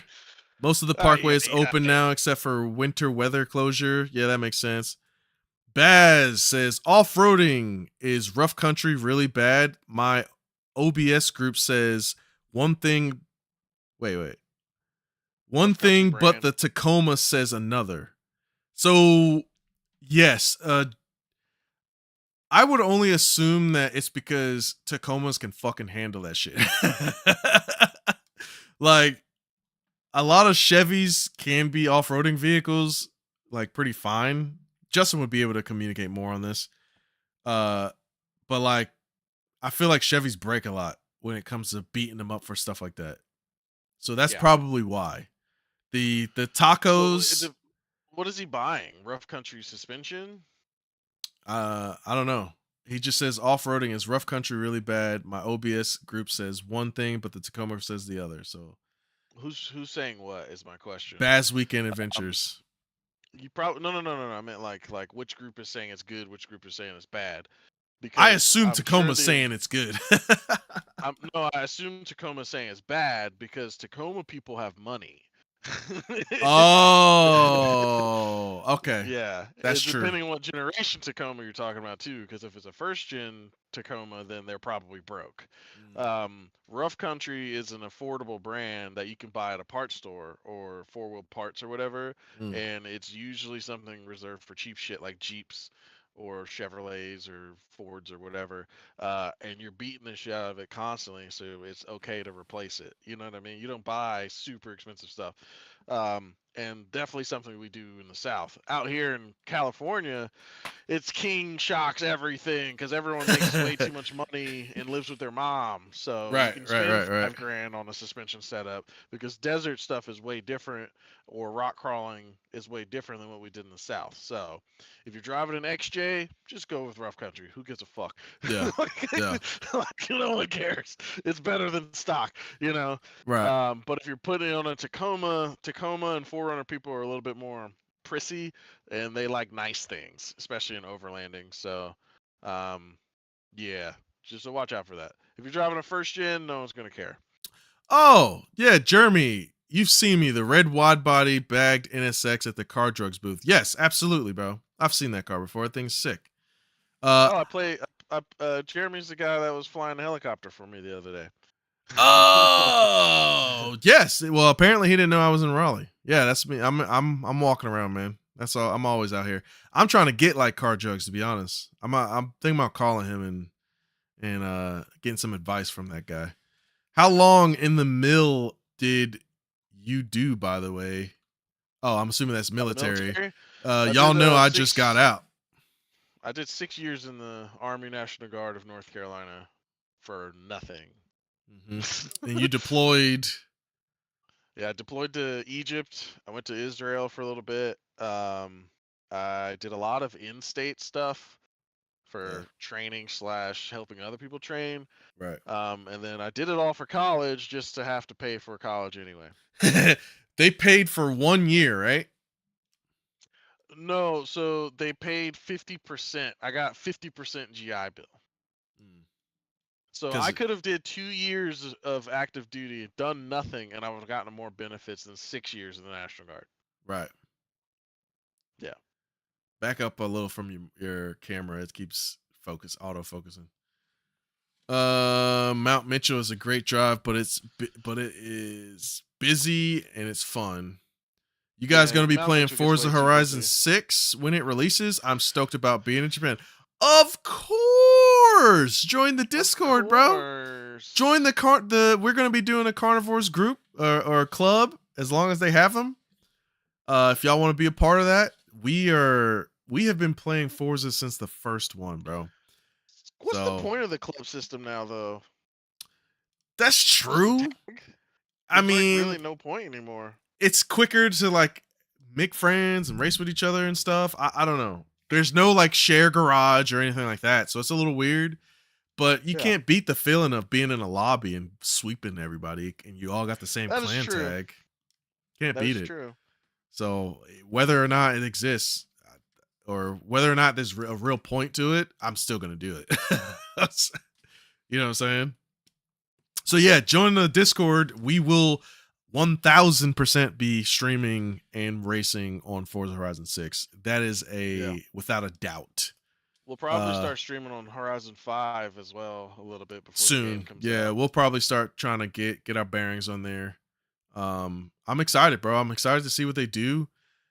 Justin's in fucking Horizon 5, so like, by the way, cannot find a hard copy for that thing. I don't think, was there one? Yeah, there has to be. Xbox Series X. So I can't find a hard copy. Every time I go into a game store, I look for it. I can't find one. Dude, you forget Horizon was cross. Oh, Horizon was both. Motorsport was all right. I'm gonna look for a 1. I'm gonna look for a 1 then. All right, cool. That works. That good point. Good point there. Where are we at?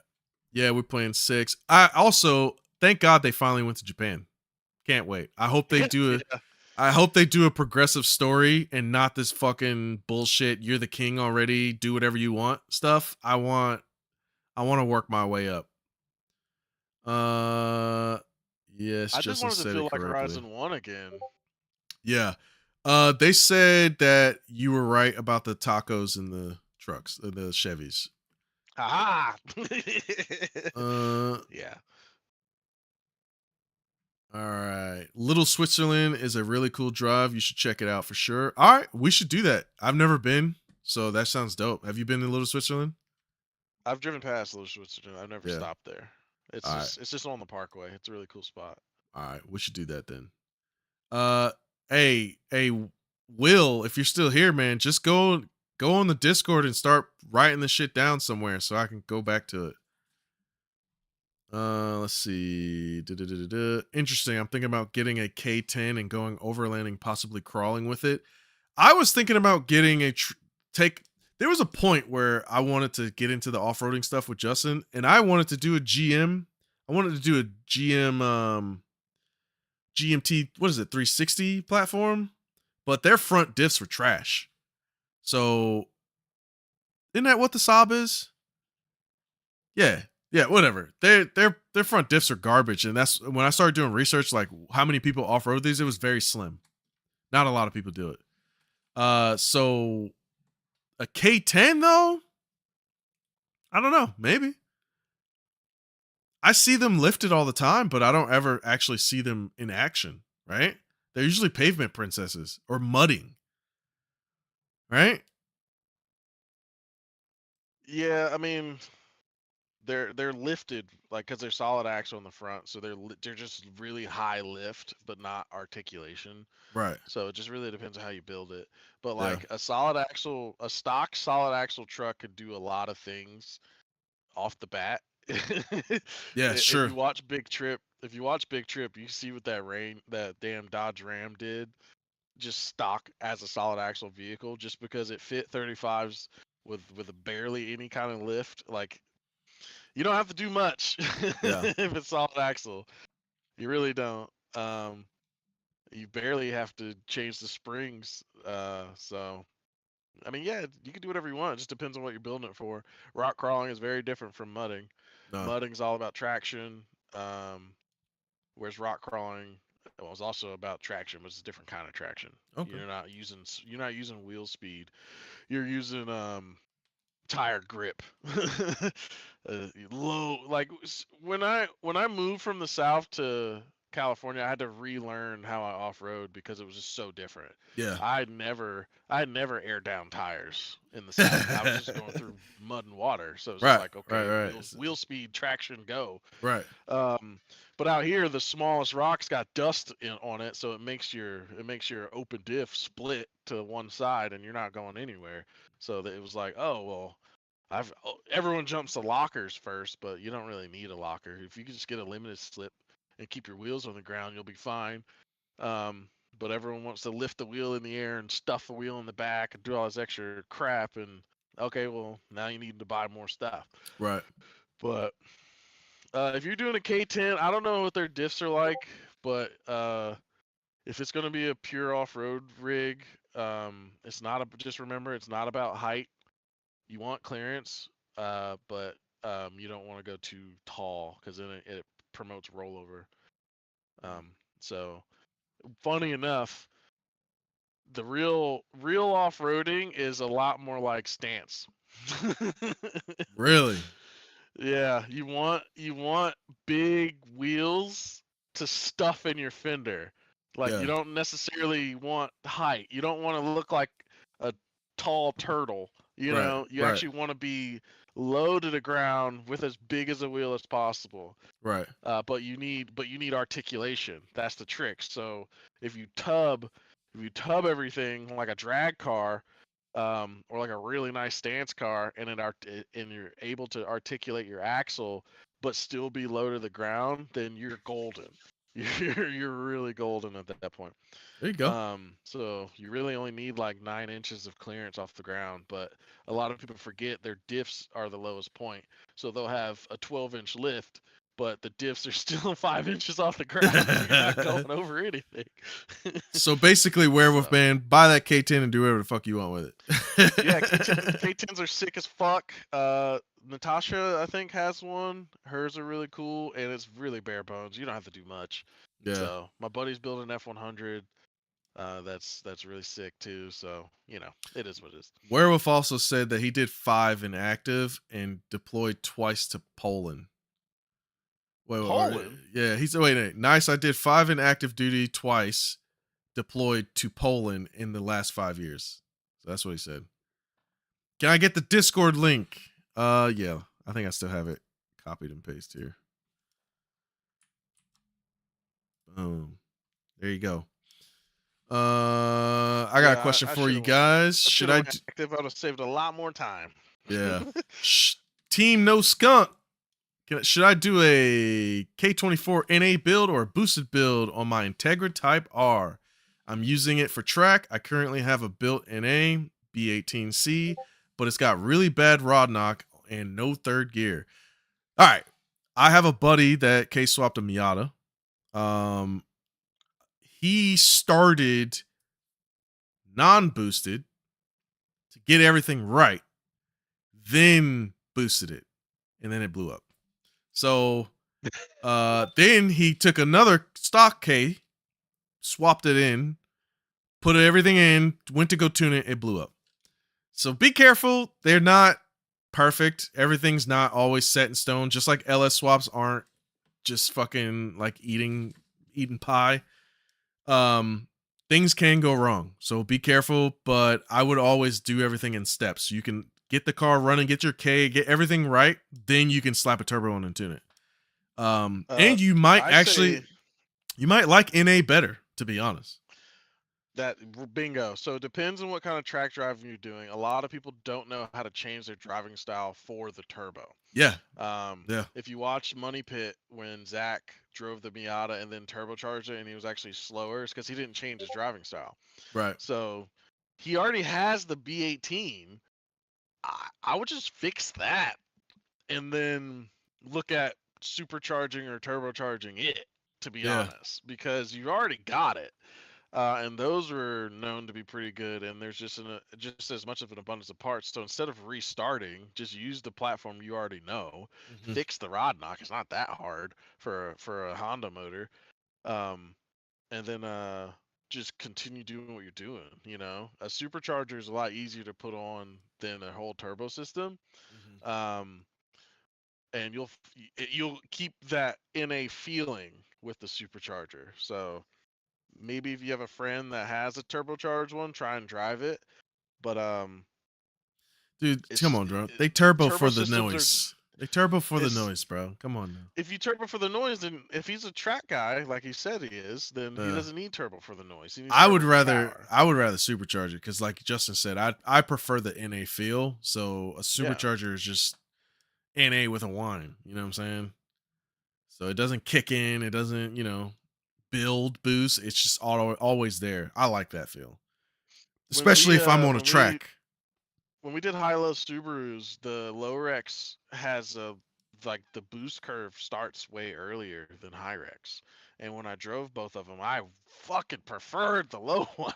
Even though the turbo strings itself out quicker and it doesn't make anywhere near as much power, I was so sick of waiting for High-Rex's turbo to kick in. Like, it was just like, come on now. I'm done with this turn. I need you to get in there. So but that's all setup. The setup is so complicated. Whereas a fucking supercharger, you just change the pulley and done. All right. I actually want to go to Japan. Have y'all been? No. It is on the list. It is on the list. I would like to. I had a buddy that just went this past year, and he loved it. I actually had one planned last year, 2025, but I found out I was pregnant, so yeah, it didn't happen. Yeah. Will Yawn says he has not in a great car at the time, but the road is legendary. Oh, he's talking about the road to Switzerland. Jeremy Cutler, Broncos. My 1980 is gangster off road. Mudding breaks engines, rock crawling breaks running gear. Thanks for the info, Justin. That's from Werewolf Man. I just want to offload. Wait. I just want to offload to grill hot dogs in the Georgia woods. Oh, off road to, yeah, dude. So he's an overlander. Yeah, overlanding. That's what that is. Is this the K10 guy? This is Mag Illa Gorilla. No, he's just chiming in. Yeah. But, so if that's the case, you don't need much. Yeah, you don't. If you have a rear-wheel drive truck with a limited slip, you can get pretty fucking far. Just pick your lines. You're not going to be doing off-road obstacles and all kinds of crazy shit. You can just save your money, throw your camping shit and your grill and stuff in the back, and just have fun. Just get some nice tires. Yep. And be done with it. Yep. If you're like my Tundra, my Tundra that had an open diff in the rear, and I couldn't even drive on sand on the street without it spinning one tire, then that's why I bought a limited slip, and that's where four-wheel drive like helps that kind of thing. But like an 86 fucking Ford Ranger with open diffs can do most of Windrock. Right. So, right. If you're just driving trails to go look at views and stuff, yeah, bro, a cheap truck could get you far. I mean, a Subaru will get you there, no problem. A lot of Subarus come with more clearance than trucks now. But most all-wheel drive cars, CRVs, like all that stuff will get you there. So yeah, and to be honest, North Georgia, I'm more like you. Like I don't need to go to the off roads for the challenge. I'm not really an off roader yet, I guess. I would be more of an overlander. I kind of want a truck that's capable to go out there, do this stuff, and go hang out in the woods and in the environment and stuff like that. That's probably what I would do. But then again, you never know. I might get to one fucking obstacle and get addicted like Justin did. So who knows? I mean, like that's the thing. My truck's not built for obstacles, but I've Yeah. driven trucks that are built for obstacles. Yeah. So I only do some things with my truck, but my truck is mainly utility. So they call me when they're broken down and need a tow or need to winch somebody or whatever. Like I got all the straps and the ratchets and the hooks and the crannies and all the bullshit to help other people out because that's really more. I'm just there to have fun. I'm not there trying to break my shit. Zach Deal, he can't pass an obstacle without being able to say he did it. So, All right. I'm Yeah. not that guy. I'll Okay, do cool. it if it's like, oh, I could do that. I can do that. That's cool. But like most of the time, I'm there for fun. Or if I see a stock truck do it, I'll be like, well, I now have to. Okay. All right. All right. All right. But yeah, most of the time I'm just chilling as well. I Okay. just like my truck looking good and being able to protect itself. But I'm not the guy that's trying to stuff 35s under my stock fender wells or some shit. Like You've done that before. I see, and that's the difference between a build where I still drive it and a build where I don't care. Yeah. That Forerunner was like, this thing is a rust bucket. No one's gonna buy it. Yeah. I might as well stuff 35s in it and try and break it. That's the whole point. I was watching And that the other day. Almost did. We broke the suspension and that was it. The frame popped through, but nothing catastrophic happened, which was really cool. Mechanically, that thing was great. Yeah. I bet it's still on the road. Shit. All right, here's one. The frame was bad, bro. Here's a good one. Who's the better driver? Who's the better overall driver? It's a good question. 4 years ago, I would say James was for sure. Yeah. Now Justin has so much more experience in different things. Right. Yeah. Online, James for sure. He plays a lot more Forza than I do, and actually pays attention and focuses on driving. Yeah.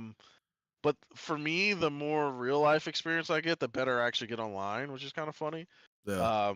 And then I've driven so many types of cars now and different roads and different situations, and I think I've become a lot better driver than I used to be. Yeah. So we'll see. We don't know. We don't know for sure. I want to do like a track battle against James, but James has never really had an open track to himself before. So oh, I would love to though. Oh my god. These are experiences that need to happen. I would love to do a lap battle against you. It'd be great. In the same car. If we're going to K1 speed or some shit, we should do a K1 challenge when you come out here. Yeah. Oh yeah. Oh yeah. Let's do it. Let's do it. But yeah. I still weigh more. Hey, right hey, now. man. So it's a part of being a good driver, right? Okay. No, it's not. That's a whole. Shit. Yeah, I'm down. But I will say one thing that's unique about me and him is he likes drifting. I don't get drifting to me, right? I still like drifting. Don't get me wrong, but like his brain processes drifting better, but my brain processes track lines. Like driving on a circuit and stuff like that. Better than his. So and it shows in our video games, right? So he kills it on Need for Speed, right? Yeah. Kills it. And like I can get there eventually, but Justin touches a Need for Speed and he's fast. Like it's instant, okay?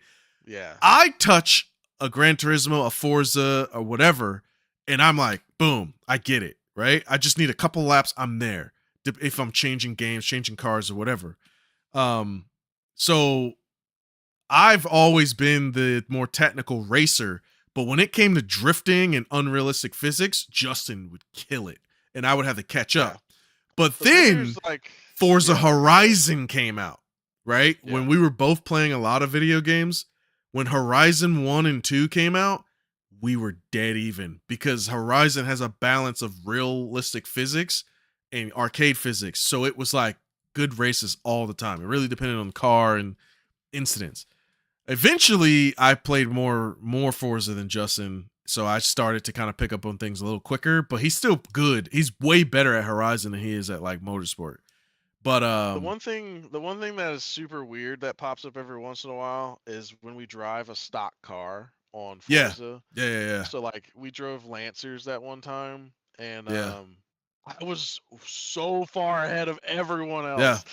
No. 'Cause You're good at I'm driving good at weird all-wheel driving drive cars. weird all-wheel drive and Yeah. front-wheel drive cars. I Yeah. don't know where I picked up this driving style from, but like we raced Civics the other day, and I dusted everybody, and I was just like, where did this come from? Oh, Where man. did this come from? We drove those Lancers that one time. I was like 10 seconds ahead of everyone, but then I started getting that like last lap syndrome, and I Yeah. was like, well, let me focus. I want to focus, and I started trying to drive like a real track line, Yeah. and I lost. James caught up with me and ended up passing me because I changed how I was driving it. And I Oh, was yeah. like, so what am I doing right and what am I doing wrong? I don't understand, because I was driving like an asshole, and I was way ahead of everybody in this all-wheel drive car, but all-wheel drive sucks on Forza, so it doesn't really matter. Yeah. So it's a useless skill, but I don't Yeah. know. It was fun. It's just funny, man. He just picks it up on the weird stuff, and it takes me a couple more laps to figure it out, and just from my racing game experience. But Justin, like, if it's a weird ass handling car, he'll just jump in it and be like, "Oh, this makes sense. It kind of fucking it's just going like whatever, bro." Yeah, I don't understand. Why is everyone so slow? Yeah, but in real life, like, yeah, I mean, I was technically the better driver at one point, but now, dude, now that he's had so much experience, I have no idea. It's funny because I had to teach you how to drive stick. Well, actually, technically, Brad taught me how to drive stick. But then, like, when we did my first drive, it was like, oh, well, you kind of get it, but you're fucking up this and that. You know what I mean? Right. So yeah. Anyway, I made 300 wheel horsepower on the B18 NA. I've got a S204 STI, so I do understand boost, but it makes too much power to track. Makes 680 to 700 horsepower. God dang, Jesus bro! Christ! What the Why are you talking to us, dude? We don't got shit, bro. What the fuck? Dude, the 400 horsepower mark for Subarus is it, bro. You Yeah, dude. I'm trying to get 400 in my vet, and it keeps fucking blowing up. You know what I'm saying? Yeah. So anyway, my roommate has a 700 horsepower Z06, and it constantly breaks. Yeah, dude. It's like, not worth it. Just holy crap, man. But yes, that is a lot of power for a track. So just go NA then, man. If you see, I'm weird, right? If I have a V8, I have a V8. If I have a 4-cylinder boosted, I have a 4-cylinder boosted, right? If I have a V6, I have a V6. You know, like maybe I'll do a V6 supercharger. I like to have my different experiences. If I have one, I don't want it again. The only reason I have 2 V8s is because one is an SUV and one's a Corvette. So like, and that comes with growing up, honestly, though, because my Toyota adventure is very similar. I had a 4-cylinder manual Toyota pickup from the 80s. Right. And then my second Toyota was a 90s V6 4Runner, and then now my third Toyota is a V8 pickup truck, and it's perfect, you know. But if you look at all my other cars, the flat 6 Subaru was definitely my favorite, right? Yeah. But now I have the Isuzu Impulse, which is a very early fuel injected style, and it's a time capsule, and I kind of don't want to change it because it just feels so perfect. It feels so good. It makes me not want to drive fast. I just feel fly as fuck when I'm driving it. But then I got the carbureted 4-cylinder Brat, and it's just a whole different experience. Yeah. So it's just like you kind of just pick and choose what you want to do, and then if you're building something for a purpose, then you just need to focus on that purpose. Focus on the purpose. Whatever serves that purpose, then just do it. Yeah. Yeah.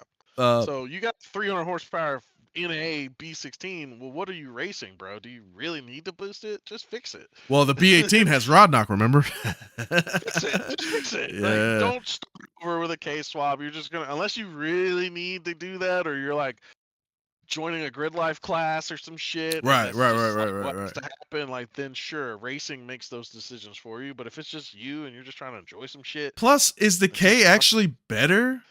Then the B18? Technically, it's cheaper.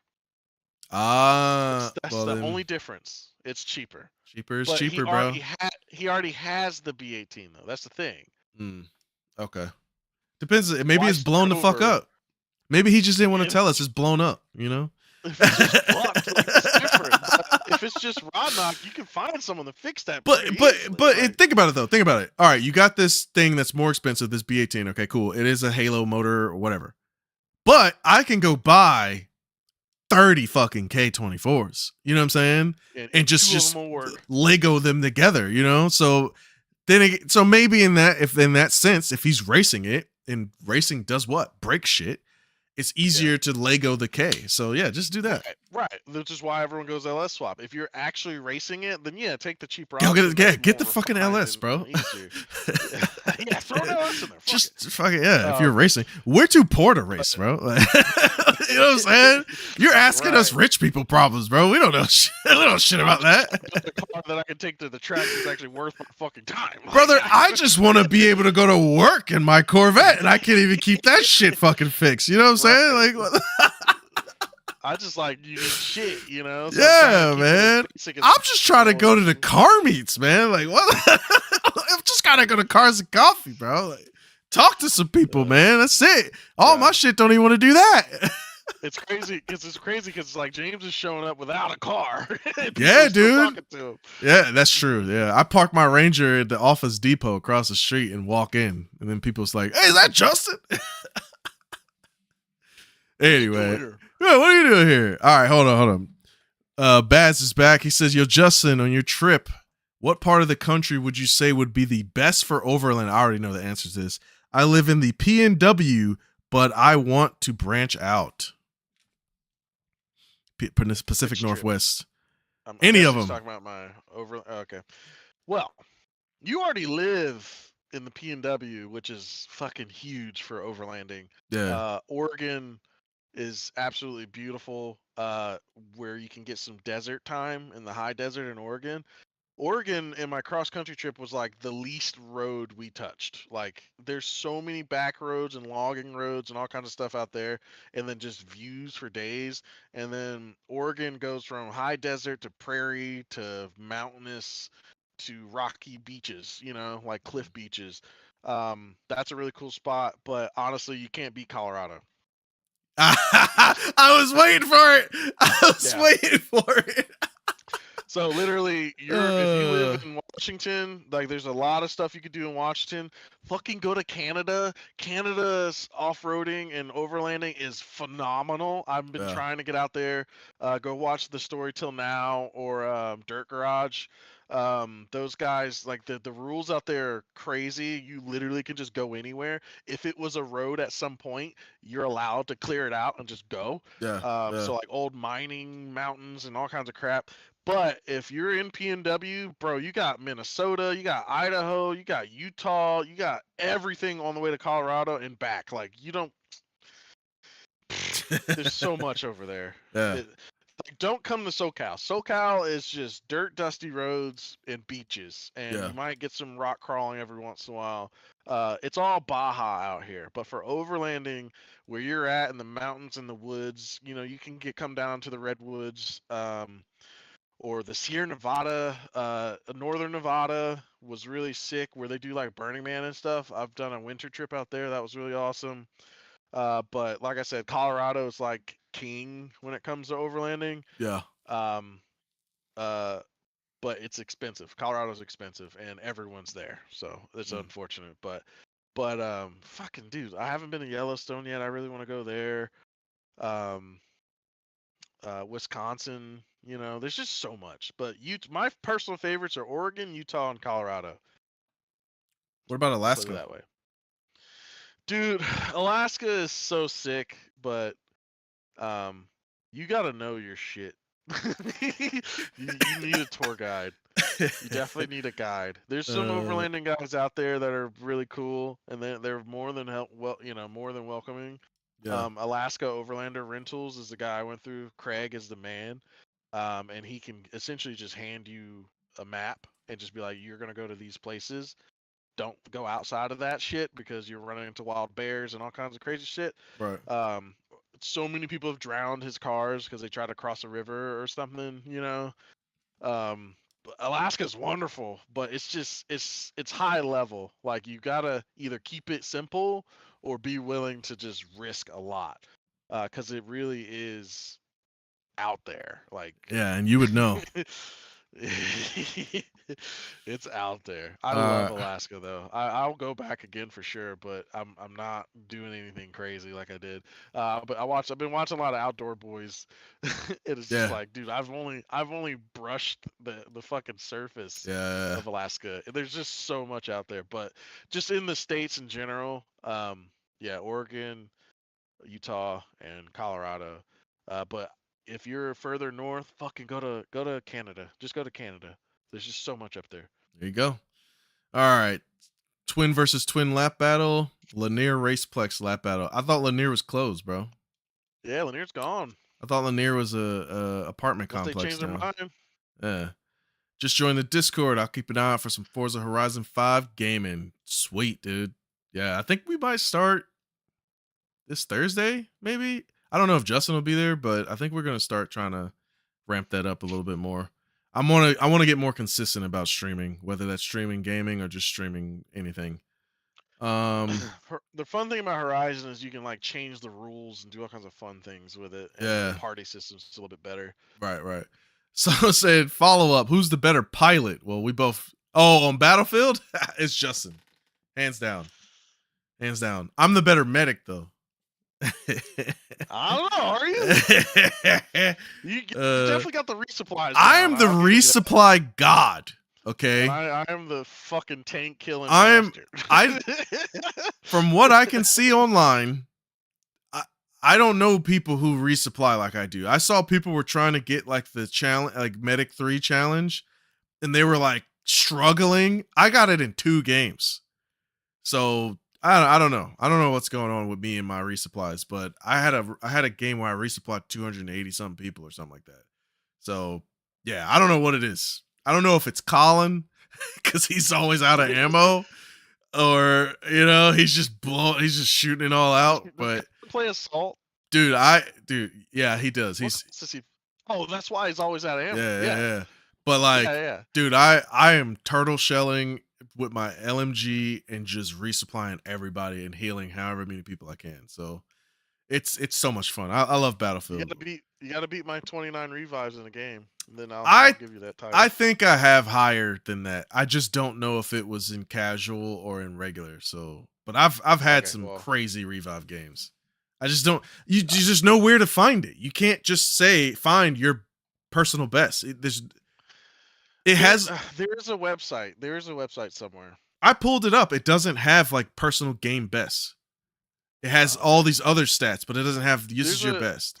I know there's a website where it's like the best turret user on Xbox. It's like, what? Oh, I would like to find it. Just like, I played with the best standing turret user on Xbox. Dude has like 1,400 or like 3,000 kills with just a turret. It's like, what the fuck?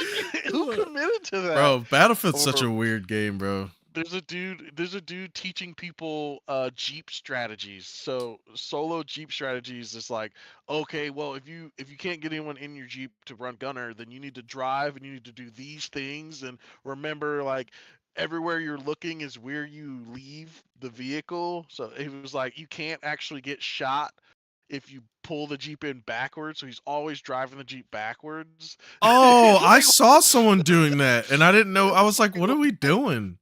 So if you drive the Jeep backwards, there's so much stuff in it, you can't be hit. So it's protecting all the passengers inside the Jeep except the gunner. Wow.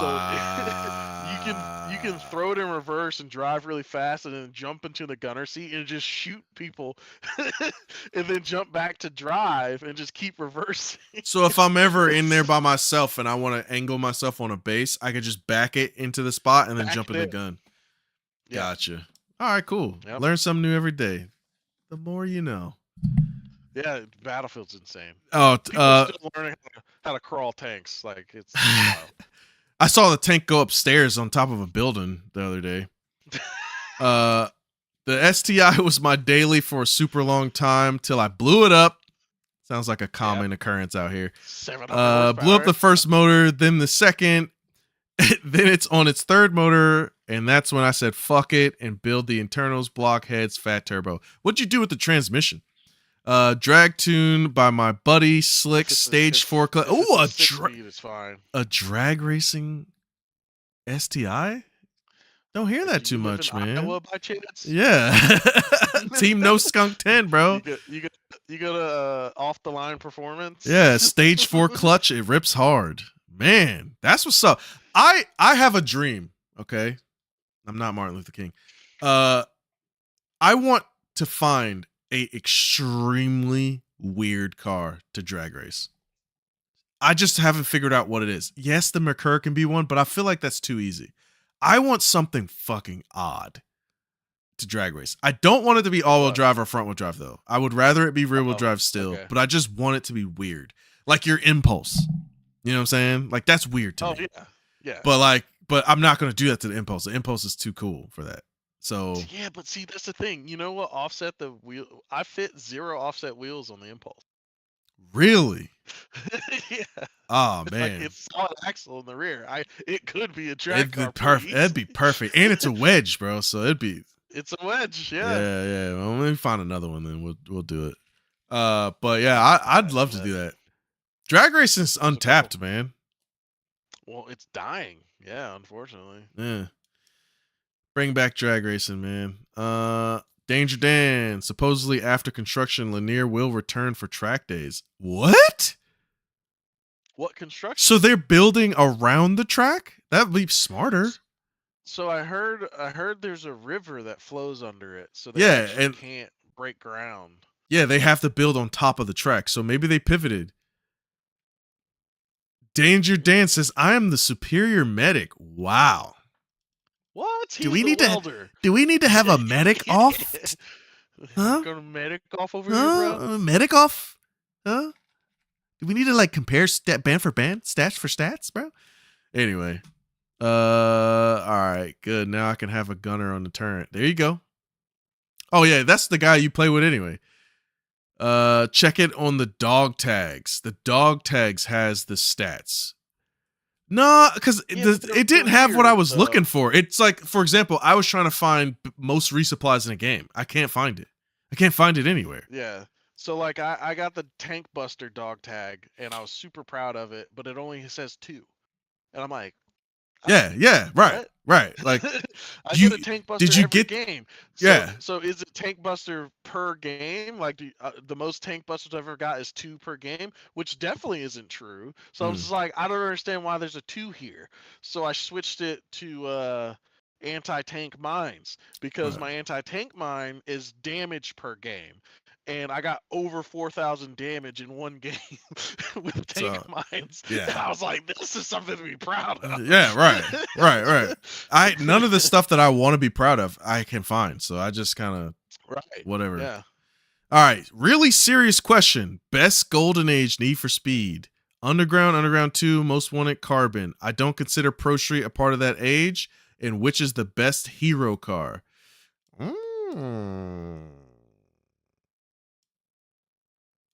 Well, Most Wanted, man. Can't be Most Wanted. You can't beat Most Wanted, dude. So Golden Age is definitely Most Wanted. But hero car, I mean, the BMW went through 2 games, didn't it? Carbon. There's no, no Carbon. it was There is no a- hero car on Carbon. Well, it came into Carbon, Yeah. but there was no hero car in Carbon. No. What's on the cover? I think is a Lancer, right? Or no, they changed the cover based on what console. Yeah, I think so. And what was the hero car on fucking Underground 1 and 2? There was just The GTR. the GTR was the last car, the dude's car. No, it is the Evo. It's the Evo. Yeah, it's the Evo on Carbon. Yeah, there is no, the only hero car is the BMW. So is that like a trick And then- question? And then the underground one is the orange Skyline. But that was the villain's car. It was a villain's car. So the only actual hero car In the other car, the 350Z was the chick's car. It wasn't your car. It had nothing to do with the rest of the game. Mm-hmm. So yeah, that's a trick question there, sir. There's only one hero car in Need for Speed, and it's the freaking BMW. Now, if you want to say best, like, boss car, like, throughout both games, now that's a hard question. I'd have to look them up because I barely remember. Well, it depends, right? So you have the Razor's Mustang, which was whack. The Then you GTR was had- great. The R34. R34 was fucking awesome. I mean, all the boss cars in Underground though were pretty sick because his whole crew had sick ass cars. There's the RSX, the Eclipse, Dude, even what's her name Civic was dope. the Hello Kitty Civic was fucking dope. Yeah.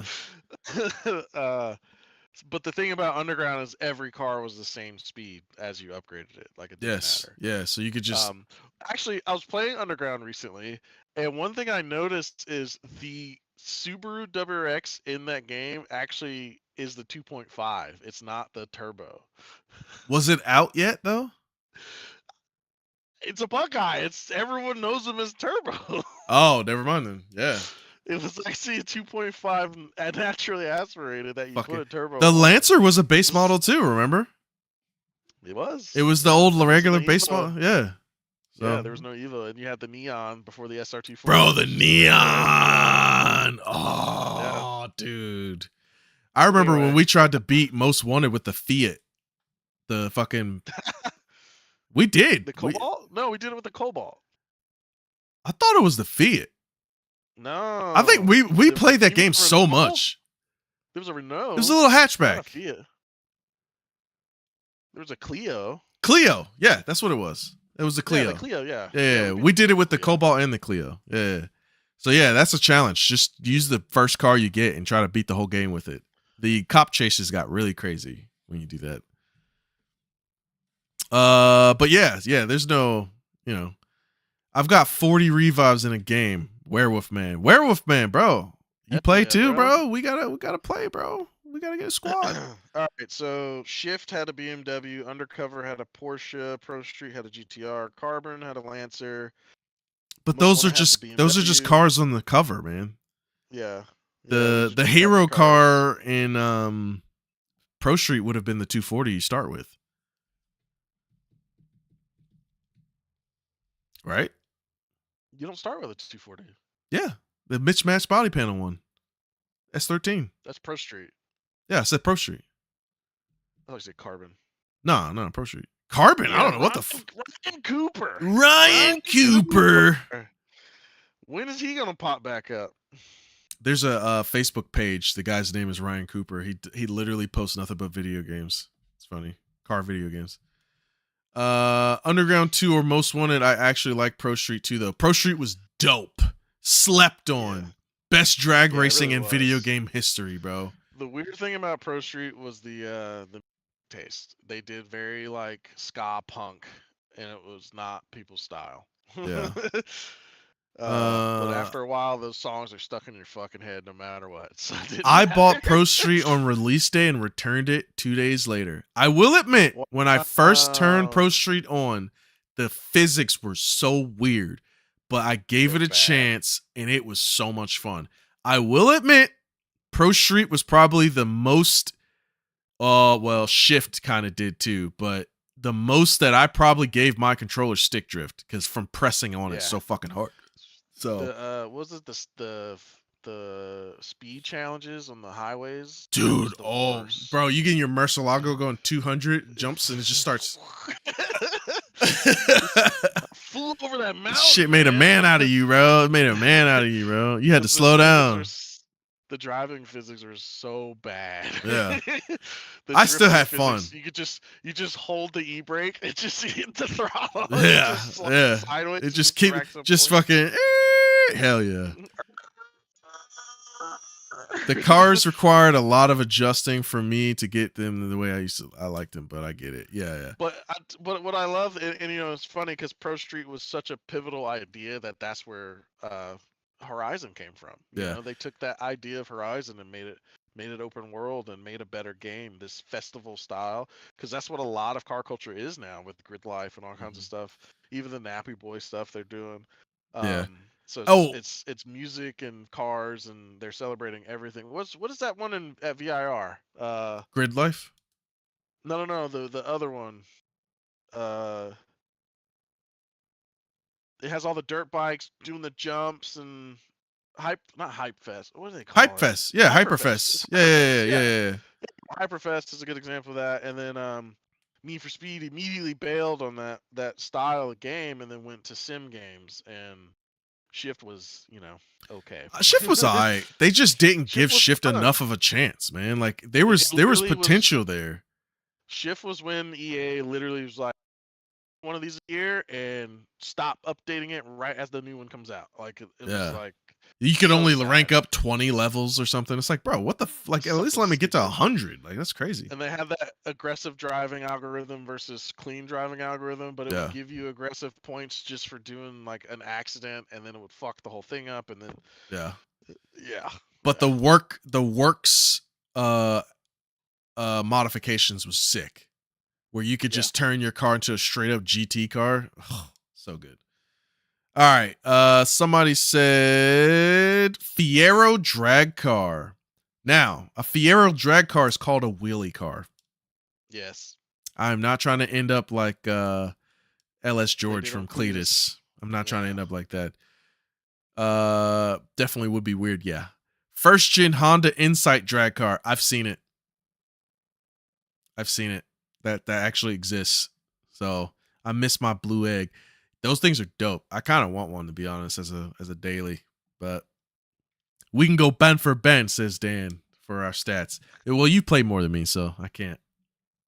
But we can go for it, man. We could do a whole team of medics and go from there, bro. Medics. Just pick a squad. Someone else's squad. Yeah. All right. I sent a pic of my Integra and STI. Where? In the Discord. Oh, okay, cool. All right, I'll have to check that out. Yeah, I'll have to check that out, sir. Let me look at it. Let me see here. God dang, bro. Oh, that was a 1UZ Celica. Never mind. Civic, the Integra's clean, bro. I'm not going to sit here and screw up my Streamlabs and crash just for trying to show the screen. So if you want to see his car, go to Discord. But that is a clean-ass Integra. And he likes white on black, bro. You like your moo cows. I do too. My G8 was white on black. Or, excuse me, black on white or whatever. And he got some videos in there too. All right, we'll have to watch those later. All right. There's a go tag for it. Shows the heights in the game. Oh, is that for Battlefield? Okay. No 700 horsepower vid of the STI, but just wait. B-Rad. What's up, guys? What's up, Brad? Well, like the popular car or iconic car, I guess. Yeah, that's talking about Need for Speed. Nathan says the most wanted blacklist RX-8. Dude, this fucking... That was sick. I do remember the RX-8. Yeah, hold on. The Golf Meat was Stick pretty sick. is sharing his Celica wide body in here, and it is sick. Definitely check out the Discord. That is cool as fuck. Question: why are your vents pointed the wrong way? Is that on purpose? Is that an intake now instead of a vent? I've seen that a couple times, and I didn't know if there was a reason for that. Where are we at? Someone said Hyperfest in the Discord. Yeah, just put it in the Discord when you need a teammate. All right, we will. We might have to start a Battlefield chat on the Discord because we have a little Instagram chat for it, but we end up just sending each other memes. What you know about Sega GT 2002, buddy? I know a lot about Sega GT 2002. Okay, Sega Sure actually Sega GT. Sega GT with Jet Set Radio on the same case. Okay, That was a full year of life for us, bro. We used to have all of our burned CDs on the fucking Xbox, and we would race Sega GT. Okay, Sega GT taught me how. I will say Sega GT was probably one of the games that influenced me having a better racing line, because that game had no forgive. If you were not on the racing line, you were crashing that car. And then I learned how to drive the Super 7, which was a freaking broken in that game, okay? And it like I learned how to drive it, and none of the other cars could keep up with me. Like it ended up being just over after that. But that game was so underrated, bro. So underrated, dude. It had some unique cars in it too. It had the Acura RL in it. Yeah, like yeah. Class leader. No, you're thinking of Forza 2. That's Forza 2. Was that Forza 2? Yeah. That was the D class. Which one had a Panaz? Which Forza? Forza 4.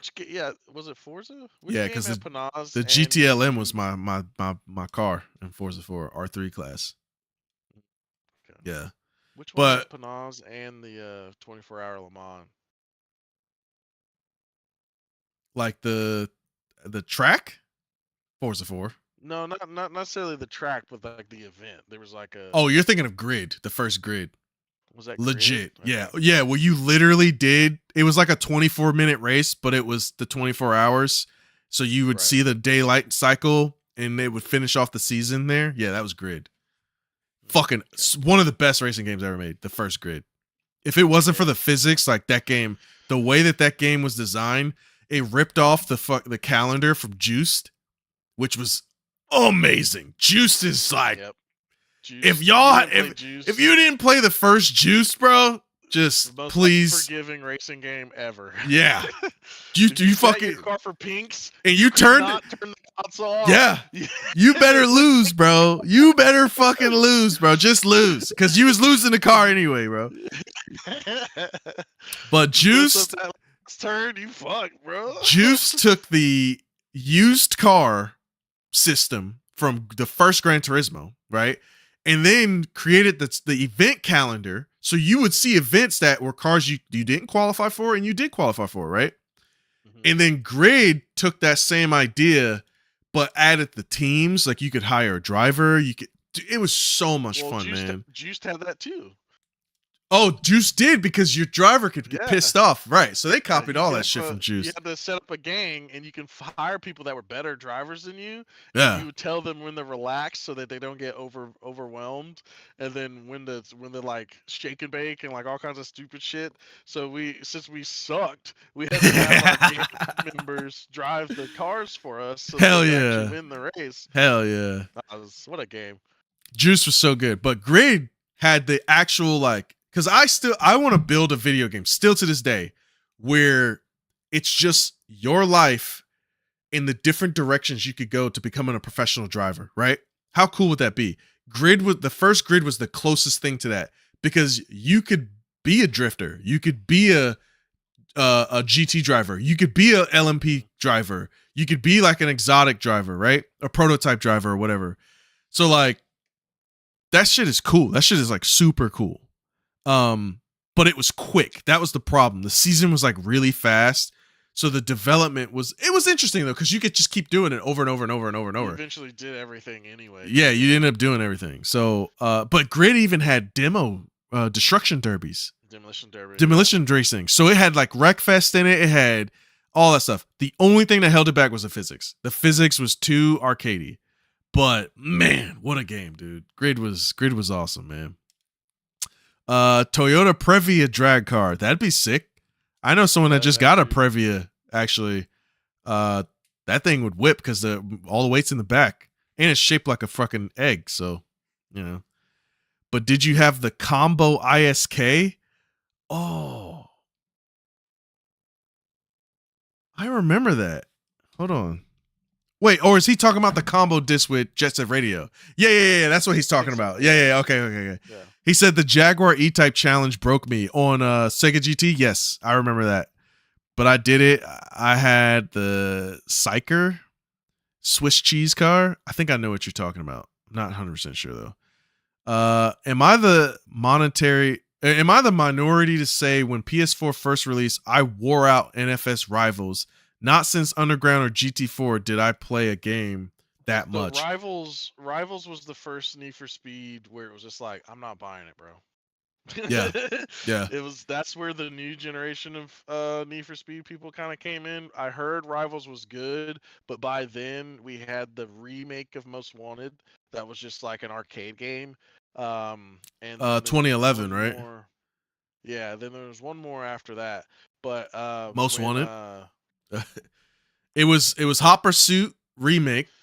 yeah, I'm talking about Hot Pursuit, but then Most Wanted came out as a completely like different New. game. Yeah. And then there was a second one after that. I think it was Rivals.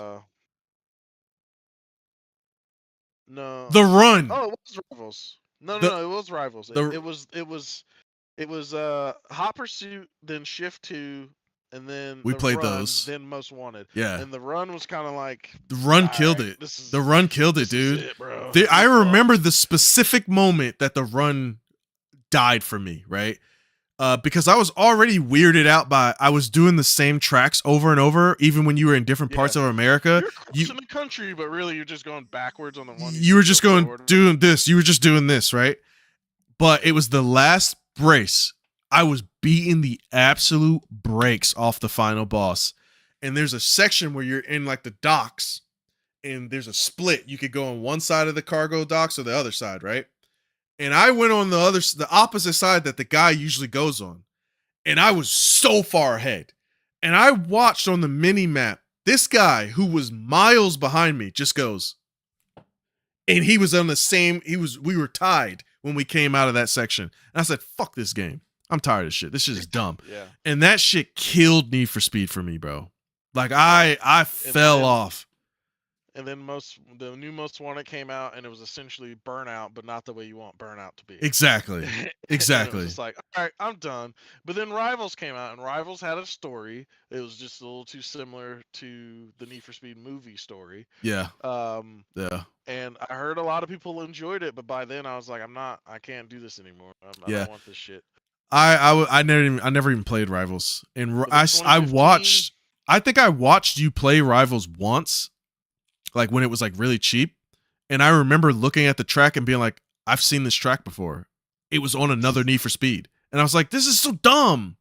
Like, why are we recycling the same thing, man? Come up with something new. Take a few years off. And then 2015 came out, and I was like, I'm done, bro. I'm not that big of a fan of fucking Magnus Walker, bro. Like, what the fuck? You know, like, oh my god, dude. Like, Frederick Osbo's like, I didn't need to see his face in my game. Like, yeah, dude. It was. Ken Block, rest in peace. But like, why are you stroking this guy so hard? Like, yeah, bro. Like, my god, man. Rocket Bunny dude, yippee! Like, okay, just give me a car to drive, bro. And the cars handled like shit. The game glitched all the time. Oh, 2015 was when at E3 the dude was demoing the game and he crashed. He crashed. Yeah. They had to reset the whole game. And then Payback was meh. Didn't play that one. We remember Payback. And then they took a pause, and then it was Heat, right? And Heat was cool. Yeah, Heat was when it finally started to kind of come back, but Heat was forcing you to do day and night when I really just wanted to do day. I was like, oh, I could just race a day, and then I'll deal with the night stuff later. But it was like, no, you got to do both. I was like, oh, okay. And I didn't. The only reason I didn't really play Heat was because our EA accounts were fucked up. It was when we used to share a 360 profile, our EA account started from there, and then it split. Oops. When we both ended up with our own consoles, and it would always break on some games, but it would never give us problems. We could always race together, like it was whatever. And we noticed that on Battlefield 2, Battlefield 1, there were some days where we literally could not connect to each other. So, but Need for Speed Heat came out, and it was so bad I couldn't even play it at all. I literally could not sign into the game that we had to like email EA to try to fix it, and they wouldn't do shit about it. They couldn't do it. They couldn't fix it. And it wasn't until just recently Battlefield 6 came out, that they were able to fix our split EA accounts, which is crazy. Yeah. There's a button on the EA profile website where you can actually disconnect profiles from your EA account. And I finally was able to disconnect James's profile from the EA account.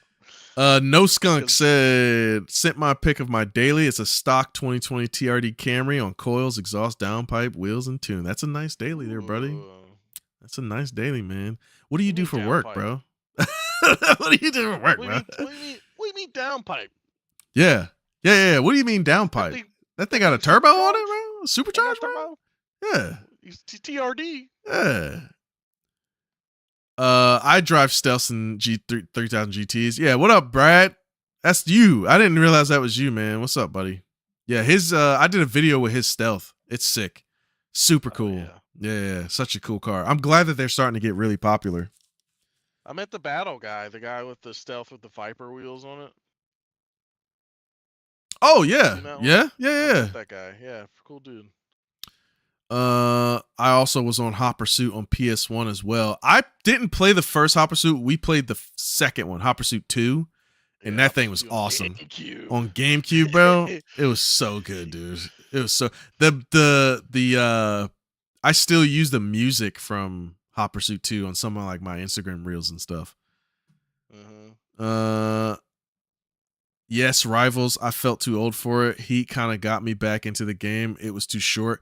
Yeah, and I actually finally finished Unbound. Unbound was fun. It was all right. Weird, but it was fun. There was definitely some weird choices. Like, I don't know why A$AP Rocky was in the game at all. I don't understand. It could have done without it. His voice acting he was so bad, dude. And he like ranted for like 10 minutes. And I was like, bro, what the fuck are you talking about, dude? Like, what the fuck? Anyway, but Unbound is a major step in the right direction. I hope they figure it out. Just for them to shelf the whole fucking franchise. They're not shelving it, dude. They're going to work on Battlefield. They already announced they shelved the franchise until for. It'll come back. Don't worry. It'll come back. Just like Forza Motorsport's not dead. Forza Motorsport's not dead, bro. How? I don't know. It's not dead. How? I don't know. I'm going to get it tattooed on my forehead. Forza's not dead. Forza Motorsport's not dead. FM's not dead. Like God. You're going to make a movie like God's Not Dead? Yeah, there you go. Exactly. Mainly because there's zero competition. Every other fucking kind of sort of sim games has sucked.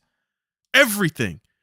Or requires a shit ton of mods. Gran Turismo is on the other console. So what do you play on Xbox? There's nothing. And also, nothing has their physics refined like Forza does. It comes out, it's fine. Everything else, we got to update it. We got to figure it out. No. So if it's actually dead, then they might as well sell the engine or something. They might as well like rent it out to someone else so they can build a game off of it. But as for right now, bro, like, I don't think it's dead. I think it's shelved. I think shelved is a very specific term. Hey, we need to focus on Battlefield. Did you see what EA did with literally what I mean? They shelved it. Well, here's the thing. Did you see what they did with F1? They're actually doing the thing, bro. F1 is getting a 2026 update. It's not, they're not coming out with another game. And I was like, why haven't you been doing this? Yeah, even college football 25, right? 26. They should just update it to 26. Like let me, I would rather pay 10, 20, 15 bucks, 20 bucks for an update than a whole entire game and waste my fucking time on. You know what I'm saying? Exactly. Especially if you're making money off of it on other game modes. The reasons they haven't been able to do that is because of the console generations, because they're already gearing for the next one now, which is fucking stupid. Yeah. And then like look at Horizon. Horizon could have been that game if it didn't share with the last console generation. True. So now the 6 is coming out, and it's just like, oh, it's gonna be awesome. But in 2 years, we have a new console generations. Yeah. Fuck. Will said rubber banding in NFS was a problem. I forgot about Burnout. That was good. Burnout was legit. Burnout was the best. Burnout's legit, bro. That's why Hot Pursuit, when Hot Pursuit 2012 came out, it was the best game ever because it was just Burnout. And hot take, Burnout Paradise ain't the best one, bro.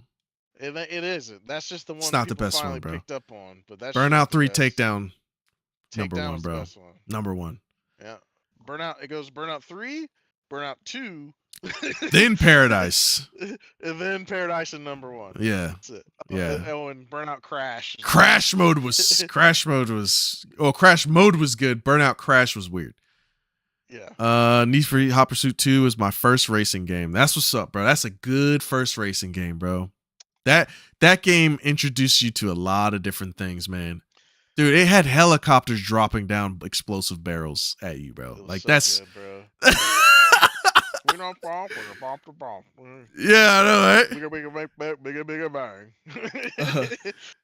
What was the other song? Oh shit. No, that was Juiced. Yeah. Build Your Cages.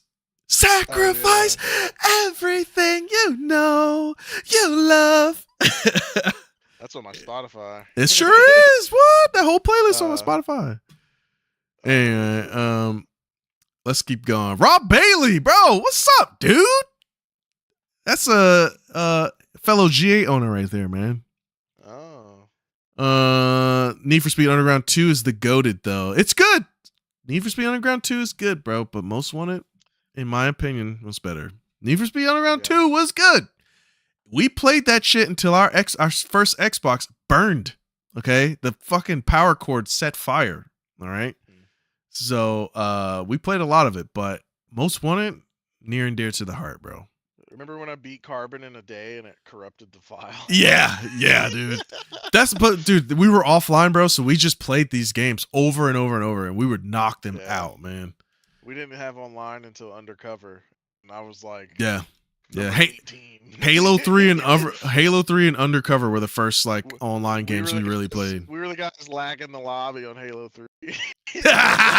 Our internet was so bad, dude. We had to go to our friend's house and play. Oh shit, man. Yeah. Oh yeah.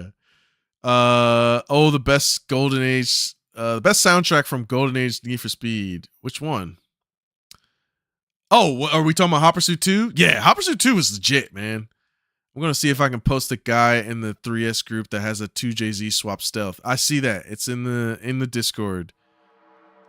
New follower, Boudreaux Foudreau. Thank you, sir, for the Twitch follow. We need the power of the ooh yeah. Of the ooh yeah. And the flavor of the coochie. I'm sorry. That song is so rated R, bro. I know. Hey, and also don't forget about Test Drive, bro. Test Drive was legit. The Test Drive before Unlimited, the one on PS2, and Test Drive 5, bro. Test Drive 5 was legit, bro. Yeah, that was fun stuff, man. Hey, someone just posted ATV Off-Road Fury 2. That's my shit, okay? That was good stuff. Yeah. Hey, you can't. That's where I. Hey, no. Hey, you got to take Gran Turismo 3 A-Spec off there, bro. That game gives me PTSD, bro. Because we owned it and it never worked. It never worked. We tried to load it up every time. It played once. Yep. Anyway, on the PS2, Most Wanted on 360. Yeah, we played on 360. We had too many broken PlayStations to ever go back to PlayStation, bro. We switched to GameCube for a while, and then we finally found an Xbox. Yeah. I didn't play Test Drive Unlimited. I did play TDU 2, and it was okay. It wasn't that great. It was cool. I liked what they did with the map, like having like all of Hawaii and stuff, but it was all right. I was kind of bored with it. The physics sucked. But it was fun. Track. Was that Need for Speed? I think that was Need for Speed. So you know the story behind that? Why they had to put Road and Track on it? On the original Need for Speed? Like Road and Track presents Need for Speed? No. Yeah, because they didn't know they had to get licenses from the auto manufacturers. That's funny as shit. And they put all these cars in there, and then someone walked in and was just like, "Did you get a license for this shit?" They're like, "What? What's that?" Bro, that's crazy. So they teamed up with Road and Track because they had the license. That's crazy, bro. I didn't know that. I never knew that. I always wondered. That's the story. All right. I'm a shop manager. You know what game I have? I really want to play. What's Hold on, that? Where is it? Hey, Team Skunk says, I'm a shop manager at Uncle's Car Shop. I don't make the money. My wife does. LOL. The Camry is just a street build. That's all I'm going to say. Yeah, all right. That's cool. All right. That's fine, man. Keep your secrets. Yeah. Burnout 3 for sure. Absolutely. My comments are all an extreme delay. Yeah, that's fine. Don't worry about it. I'm reading stuff extremely late, Brad, so I'm kind of going through the list of everybody as I get to it. I mean, me and Justin are talking forever. Let's see. I had like the Ford versus Chevy video game. Oh yeah, I saw that recently. Or was that you? I saw it at a. Did I give it to you? I saw a No, Corvette right? I one. haven't. There's a Corvette racing game, and then there's I a saw it at a thrift store and I picked it up. Really? Oh, I'm down. Yeah, Yeah, I was like, I want to play that. that. I ran into the Corvette racing game, and then apparently the second Corvette racing game, it had all other cars in it. It wasn't just Corvettes. I didn't know that. Interesting. Yeah. Oh, did anyone here play Rally Sport Challenge? Oh, Did anyone here play Rally Sport Challenge? That is a legit game. Or was it 2? Did we play 2 or 1? I don't remember. I think it was 1. I think it was 1. All right. Hot Action Cop Fever for the flavor. Yep. Danger Dan knows it, bro.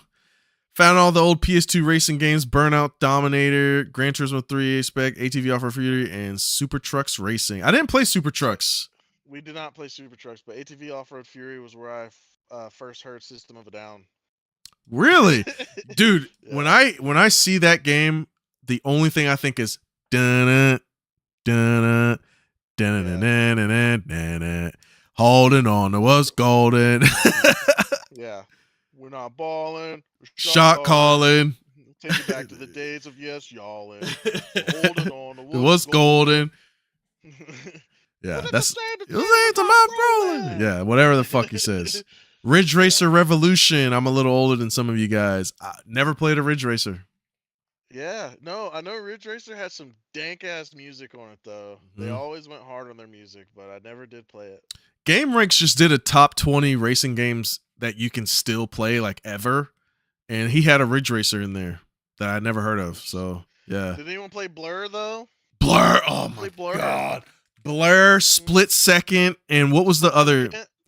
You couldn't Yeah. beat us in split second. Yeah, Split, dude. And then it was Driver San Francisco. Driver San Francisco, bro. Oh, Those are the 3 best man. racing games of all time. And they all came out in the same time frame. It was like that Dude. 2011 era. In Need for Speed, 2012. the Yeah. remake of Hot Pursuit came out that year too. That was, man. And then right after that, Forza Motorsport 4 came out. Oh, Yep. what a time. That's like racing game era right there. Dude, Like, bro. Nothing has surpassed that. And Skyrim came out same year, 2011. Can't beat it, bro. Yeah, 11, what a 11, fucking 11. what a year of games, man. That was 2010, 2011. Luckily, we bro. were like, luckily we had cheap rent back then and multiple jobs, so it was just like it was just like the time to be alive. We slept, worked, and played video games. That was it, man. A little bit of girlfriends in between that. That was it. Midnight Club Los Angeles was fun from the 360. I want to play Los Angeles. We played 3 Dub Edition, which was we played 2 and 3. we played 1, 2, and 3. Justin, no, we didn't play 2. 2 we didn't play. We played 1. We had 1 on our PlayStation. Which one is 2 then? The one that had like the Tokyo, the like Japanese cars on the front. We didn't play 2. What? Yeah. We played 1 because it was like an 8-bit damn near in New York, London, Chicago. Yeah, I thought that was 2. Nah, 2 was the Japanese one. We didn't play that one, but we played Dub Edition, which was awesome. And we didn't play LA. We played 1. Oh, you're right. We did not get 2. Yeah, we didn't get 2. 2 had the weird like FTO looking thing on the front. And we also I think it was PlayStation only, and our PlayStation didn't work. It was PlayStation only. Yeah. Yeah. Midnight Club. At the time, it was good because there was nothing like it. I assume he's talking about TDU. Oh, Burnout. Okay. Speaking of the G8, I put some of those tires you gave me to good use. Did a nice burnout on Christmas for Greg Biffle. Thanks, man. Be like Biff, everybody. Thank you, man. I that's why I gave them to you, bro. So you can burn those things, man. Send me the video, bro. Send me the video so I can see it. I want to see it. Jeremy said duct table goes hard. Oh, is he looking? Oh. Yeah. Yeah. Fucking industrial designers over here. Nah, this is Danielle's. Yeah. I almost bought the cheeseburger one. Oh, no. Excuse me. Zach bought the cheeseburger one. I wonder if he still has it. I found this at Costco. MotoGP Midnight Club 3. Are those pumpkins? My God. Yeah. You freaking Halloween people. Assetto Corsa Rally just came out and people have been really excited about it. I have heard about that. I want to play it. My problem is most rally games are super simmy and you need a sim rig and I don't have one. So yeah, maybe one day. Usually when I look at sim prices, I say I could spend that on my car instead. So I'm about to buy that team one though. Yeah. At least the setup. Okay. We'll He sent we'll the see link. about what kind of drive or what kind of steering wheel. I know Yeah. there's one sitting at work. I might have to grab. Hey, Rob, send it to me in a message, brother. Cause I can't use the hyperlink in the chat, and I'm not necessarily looking at Facebook right now. I'm gonna see if I can find a full-on Cruising USA arcade game and find a way to somehow put it in my garage when I get around to building it. That's a fucking awesome idea, Brad. Honestly, Rush 2049. Yeah, I was about to say the one for me is Rush 2049, baby. I'll take San Francisco Rush as well. All right, but Yeah, 2049 yeah, is the icon. Okay, that is the icon. I want that shit so bad. Okay. You gotta find all those secret shortcuts because you're not winning the race otherwise. I mean, we could win on Nintendo 64, but on the that was different. I actually played recently at an arcade. It was funny because it was like hidden, like they were back to back or some shit, you know? Oh, It okay. was like hidden up against a wall behind another racer. I was just like, oh, what's back here? And I saw 2049. I was like, oh, I'm fucking playing this. You didn't send me a picture, bro? What the fuck? You're a terrible brother. My God. Yeah, I'm bad. I'm awful. I would have drooled if I saw that, man. I jumped on it immediately, and I clicked the wrong track. I didn't pick the original track with the big jump. Yeah. So I was just like, ooh, new shortcuts. I was like finding all these crazy shortcuts. Hell yeah. And I was so far behind everybody else. It didn't matter. Dude, they were tough. Someone said if we're talking about arcade machines, Crazy Taxi. I wasn't huge on it. We didn't have a lot of Crazy Taxis in our arcades. What we did have was Virtual On. That was fun. If you don't know what Virtual On is, look it up. It's basically like Gundam fighting, and you have two joysticks like this, and you had to fight.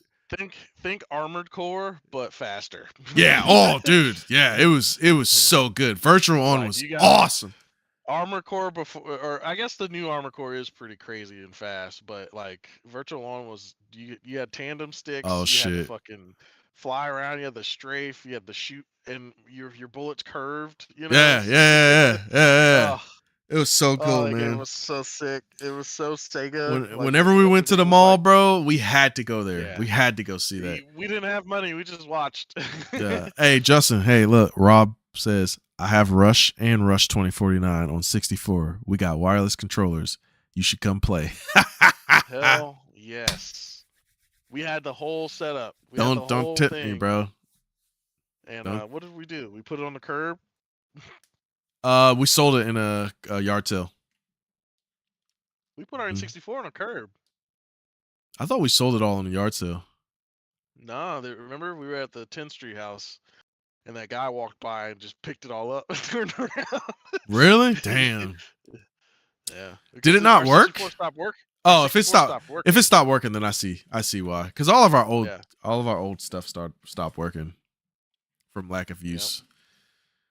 Yeah, that's what's up. Yeah, I miss those games, man. We gotta see if we can emulate it or something. on PC. Not you got a PC. I'm sure there's a way. Yeah. I have a Thrustmaster T300 RS GT wheel and pedals. That and a stand is around 500 each, so it's not too crazy expensive. You're right, but there is one problem. I am not a visually reactive driver. So I tend to do better on high-end sims. So if I don't actually have a moving seat, which I do the best at, I finally got to drive on a couple of them when I went to Atlanta a couple months ago. I need something with crazy good force feedback, like really fucking good. Okay. So a lot of people have sent me like budget sim setups, and I'm like, it's just not going to do it for me.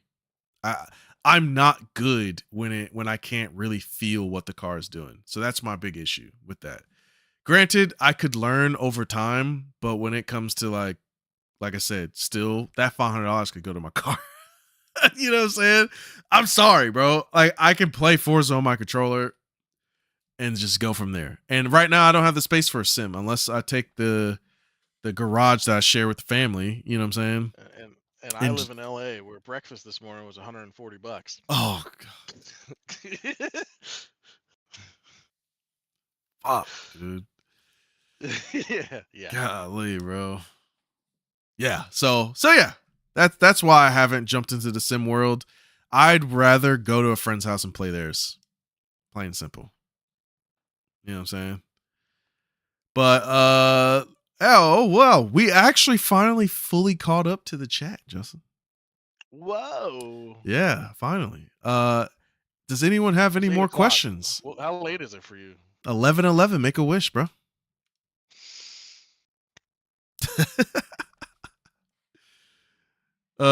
Anyway, we still have 15 viewers. Oh, yeah, hop on Battlefield. All right, you know what?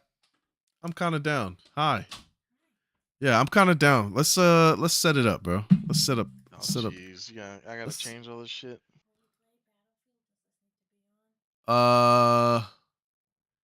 Kinda, because I'm not very visible. Hold on. You're Hold blurry. on. You're blurry on my screen. Really? I'm not blurry. Am I blurry? My wish is that Justin can legally drive cars in Cali. Actually, fuck. My truck's not legal.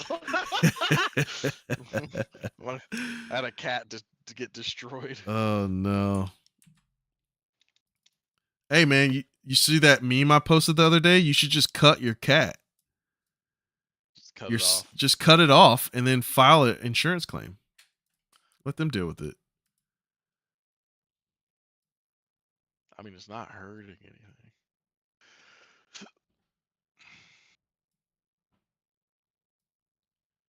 Hold on, I gotta try to set this up. Go ahead and share your screen. Your Working on it. And then I need to turn this on because I don't have Battlefield downloaded on the PC. Okay, switching to Battlefield. Here we go. In South Carolina, legal is a suggestion. That is very true. Our little NC, South Carolina, Georgia, Florida, Southeast, man, they don't give a fuck.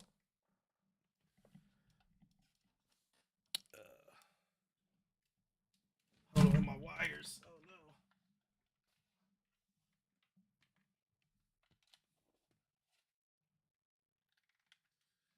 no. Oh, now chat's popping off. Hold on. Okay, bet. Big rigs that have the seats that have feedback will spoil you real quick. Yeah, they really did. That's fine. It's fine. Go ahead and turn it off. That's fine. Of course, EA servers. Even though I still close out Battlefield, it still tries to do quick resume. And I don't understand why. Okay, I'm gonna have a little bit of a sound delay, but I'll just deal with it. With what? The headphones, because I'm using it through the computer. Unless you want me to join on Xbox Discord where it might Yeah. glitch. Yeah, just So- join. That's all good. All right, hold on. Screen. Boom.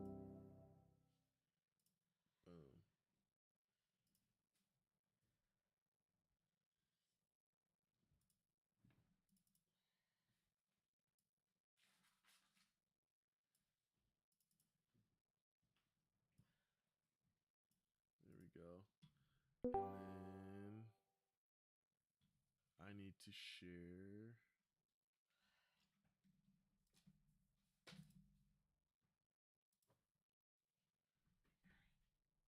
Night.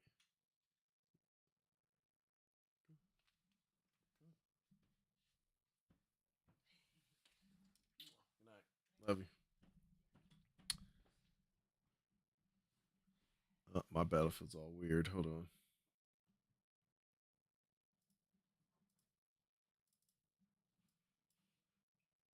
Oh, it's locked.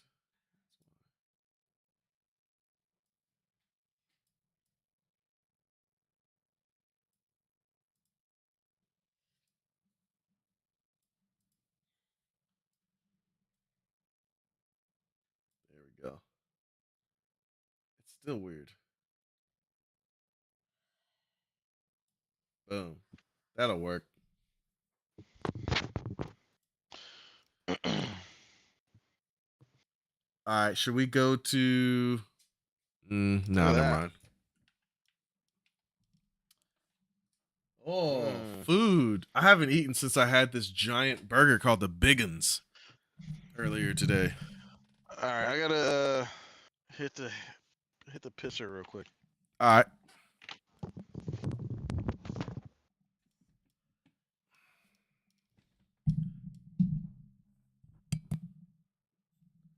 All right, cool.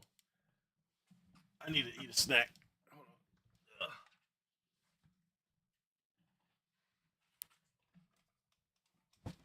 Me hungry. Oh, they're already done joined.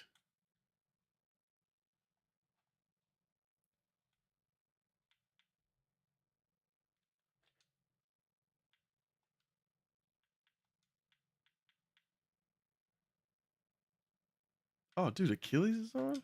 What? Who else is on?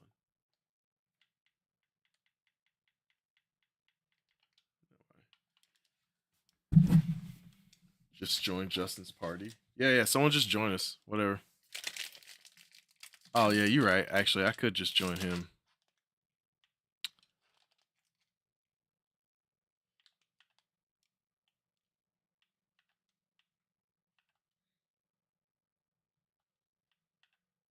There we go. Perfect. Are you leader? Probably.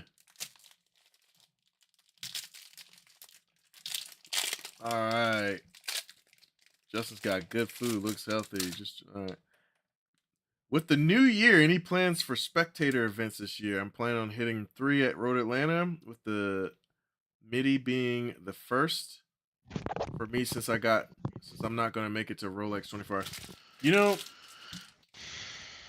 I would like to hit more events this year since I have weekends off. It really depends. I usually always go to FD at Road Atlanta. I would like to make it to a Le Mans or a Petit Le Mans or whatever. We'll have to see though.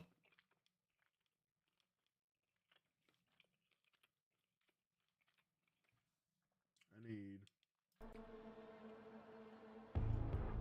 There you go.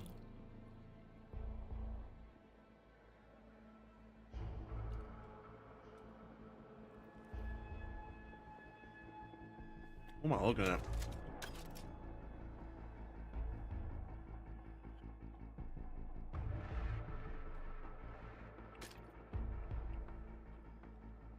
Oh, Meat Sticks here and Dan's Did here. We got full. Everyone join me. We're here, bro. All right, hold on.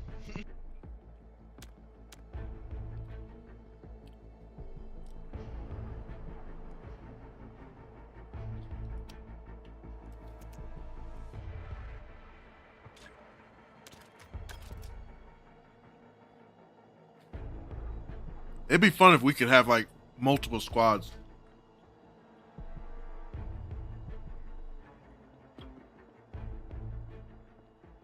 We can camp out at the track for Petit Le Mans. Yeah, I'm down, dude. I really want to, bro. I really want to. I've never been to one of those races. I call myself a racing lover. What's up, Octavio, bro? It's been a minute, bro. Where you been?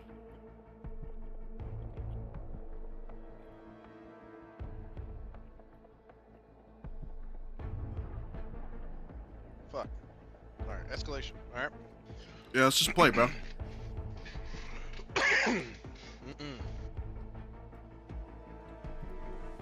Damn, meat stick, 183. Nerd. The fucking war hero.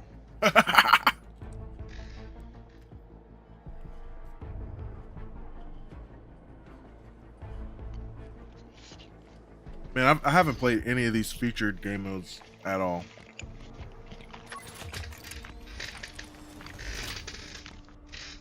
I think escalation just has more vehicles. Oh, you're talking about the winter one? Like any of there was like the rockets and golf carts one. Oh. There's like a bunch of different ones right that there. actually would be fun to play Avalanche. Avalanche would be pretty sick. Just where all the vehicles and shit are falling down as you climb a hill.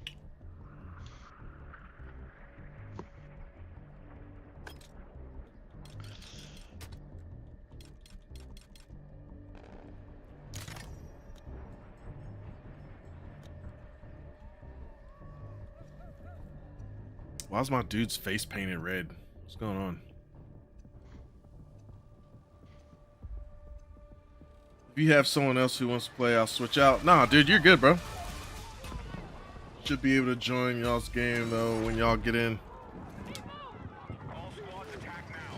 Hold more objectives than the enemy so our forces can take ground. Out. Ah, nothing but jeeps, huh? Whose butt is in my face?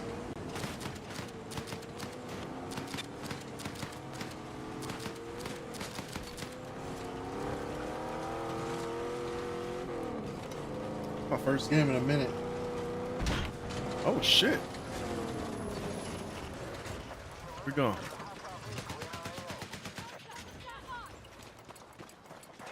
support needed on the marked objective.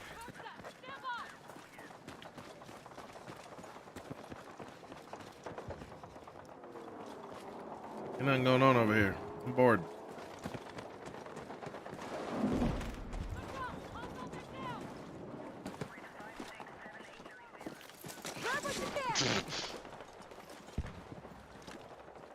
Oh, I forgot I had this sight on this thing, man.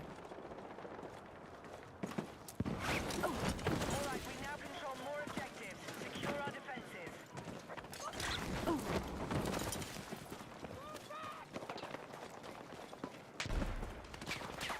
Foxtrot has been neutralized. Let's go! Oh shit. Oh, that was an enemy.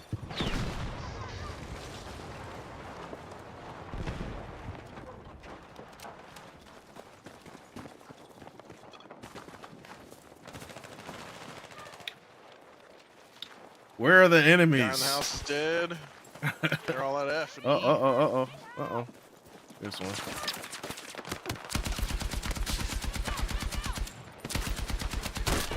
Got me.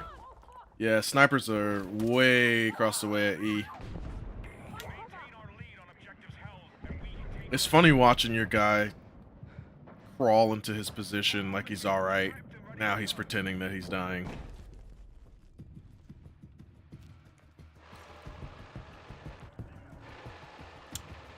Alright, let's go back to D. Someone's at D.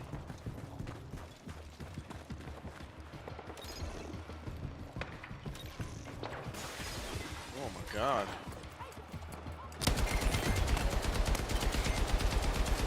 just taken territory.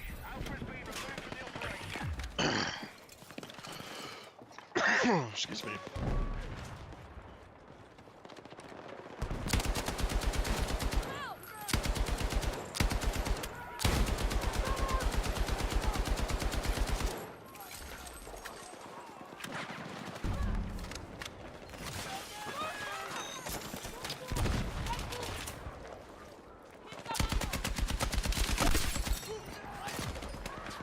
behind you, James. Where? Dan! With the revive. Ah. I got him. Oh, someone else got you. That Dan. Took that medic challenge seriously. I know, right? I got too many people to shoot at.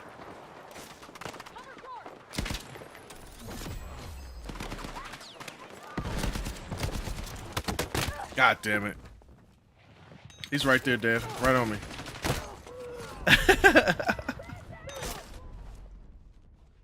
I pressed reload like 3 times and I kept doing other shit and never reloading. Oh.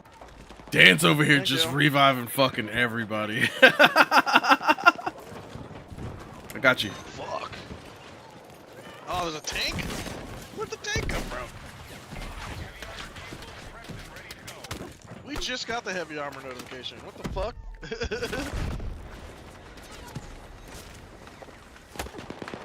Oh my god, dude. I can't Bro, even make it my 10 feet God. like it's sniped. Throw some smoke down, bro. He killed me again. I'm trying to, man.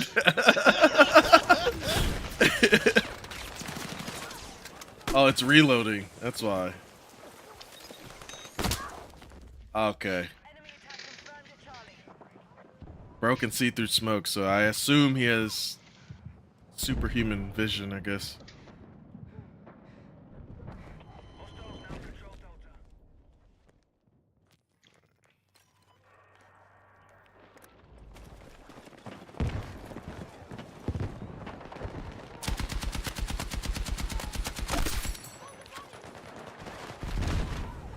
Damn. Grab what you can! Oh.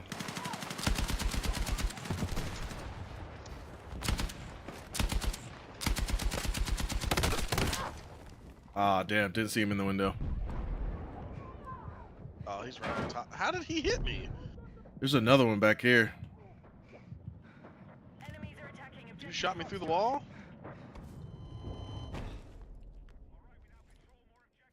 Secure our defenses.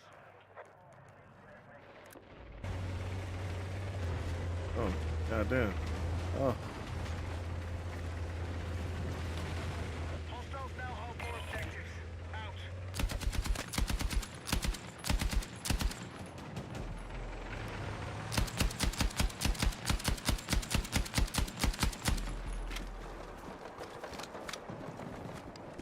Attack What the fuck? pilots ready to fly.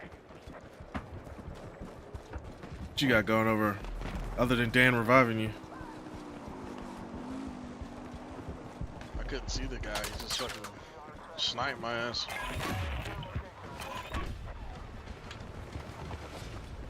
enemy has just taken territory. Golf is no longer a target.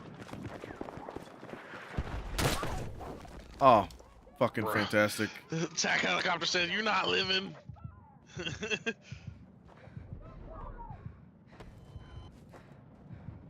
Dan's too far. He can't save me. Alright, spawn on you. God dang. Alright, we now hold more objectives. Keep pushing.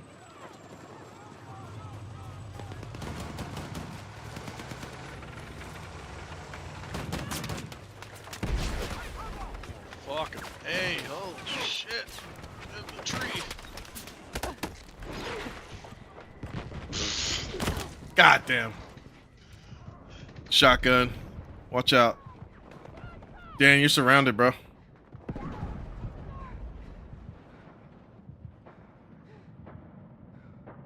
Yeah, I was about to say you're surrounded, Justin. I was hiding in a bush. Alright, alright. I'm gonna spawn C. Where we gonna go? We need defensive support on marked objective. Oh, they Yeah, can't yeah. hear us. Yeah. Alright, unless they're watching the stream. More objectives. Out. God dang. Alright, C's still alive. B needs to be recaptured. Let's go backwards. Go backwards.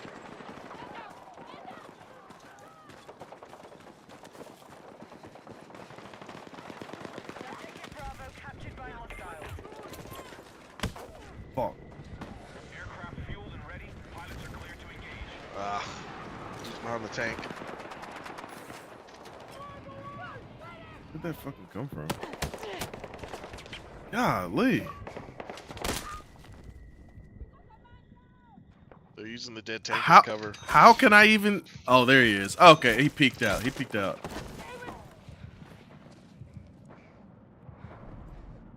Sorry, Dan. I don't know what happened there. Ah, can't spawn from anywhere.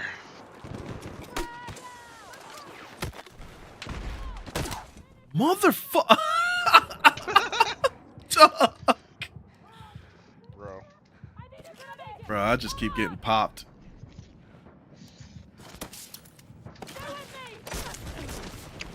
Hey, thank you. Should do a warm up.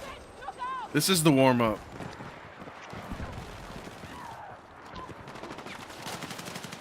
Defend that point. Get moving. Be advised, hostile attack launched on Delta. Got two somewhere. Bro, that helicopter's killed me 3 times. Let's move. Advised, the enemy holds the majority of objectives. Where are they? Oh, shit. All right, there's a tank. Let's move.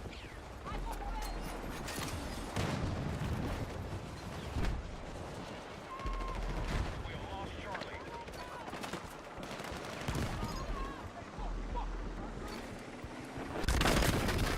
Ah, damn.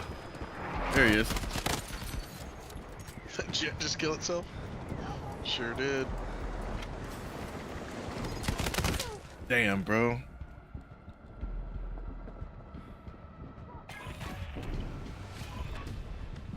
Enemy forces have taken territory. Foxtrot is off the map. Engage. Hey, just wait long enough and... Oh, shit.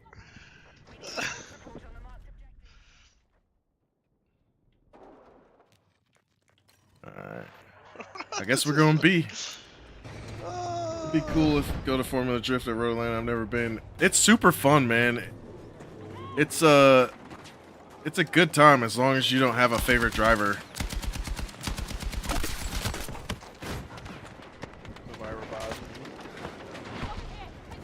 Nobody revived me. Where you at?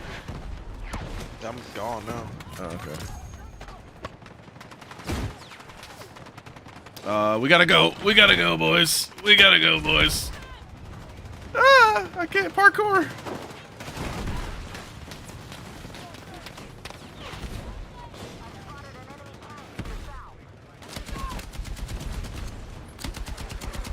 Where's this tank at? Come here, There's baby. a couple of them. He's gone. Can't do shit about that.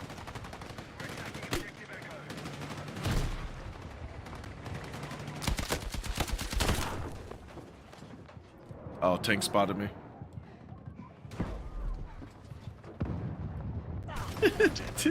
Damn. He took that shit personally, bro. That man is a hero. I can't do shit against that tank, man. I don't. Where is it? What am I stuck on? Oh, fucking fence.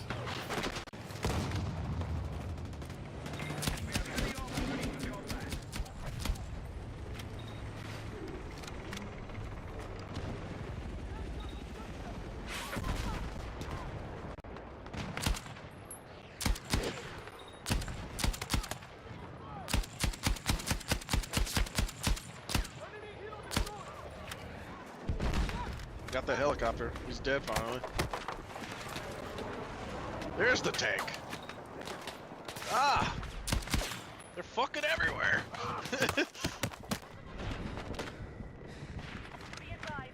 I was about to revive you, dude.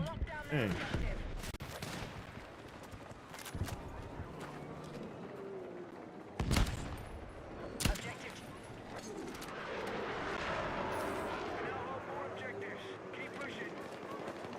All right, coming to see.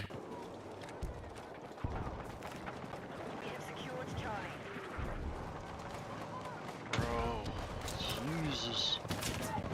Give me some fucking cover. Objective marked. We need you supporting the attack.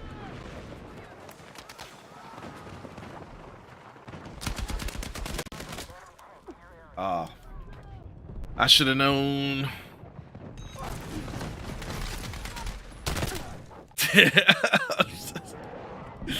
That jet just blew himself up. You don't see the trend now? They just kamikaze those things now. Formula Drift is slowly becoming a super corporate nightmare, but it's still fun. Come on! Thank you. Grab what you can! Oh, good kill. Someone.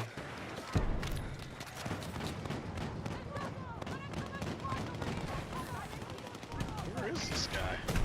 All call signs. Aircraft now ready for deployment.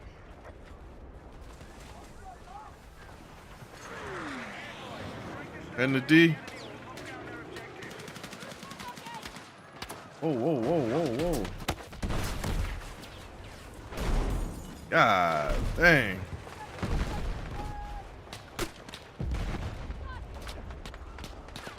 Oh. Fucking helicopter got me again.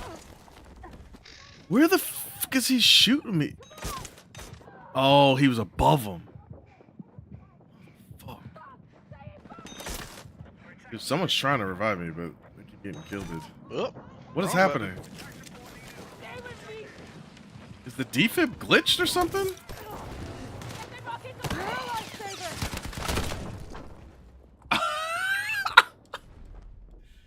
Bro, I love Battlefield, bro. You just never There's know the when you're gonna tank. get it. Tank's on my head.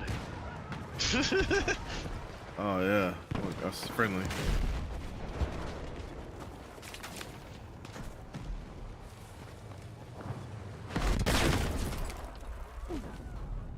Dog. That helicopter's 130 meters in the air and it just blew me up.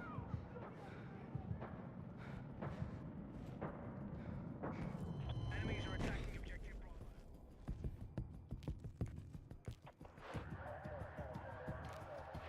I gotta fix this KD.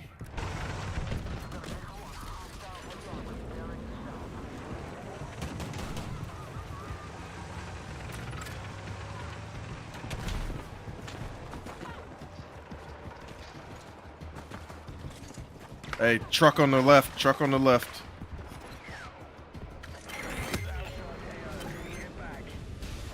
Take what you can carry!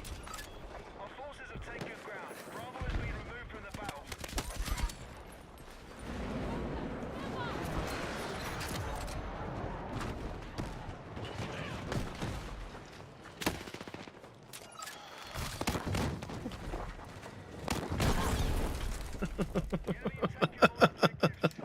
Don't even come over here, Dad. Don't even come over here, bro.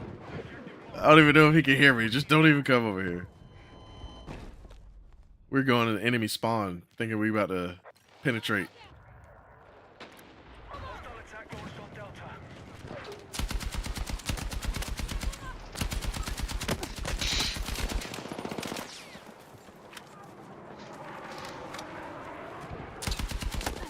James. Oh.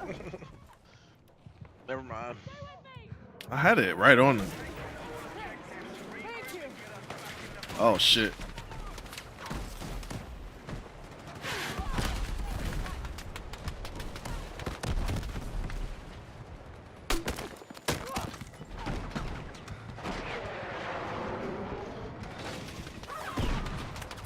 What? Ah! There's someone. Yeah. Bro's just reloading. reviving the revive now. I'm gonna die anyway.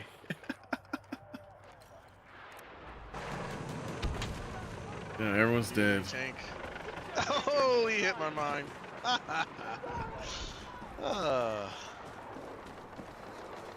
Alright, we need voice chat. LOL. Yeah, we do.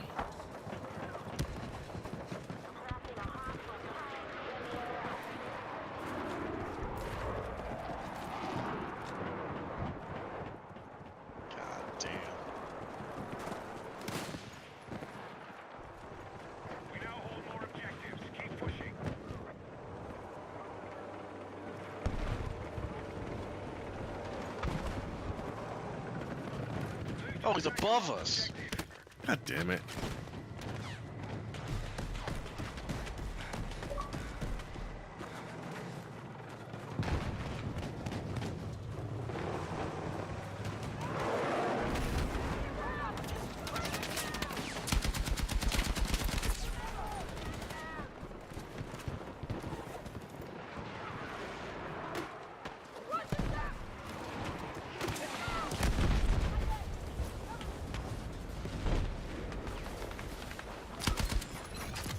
Got him. Hey, come on! Oh, I'm burning.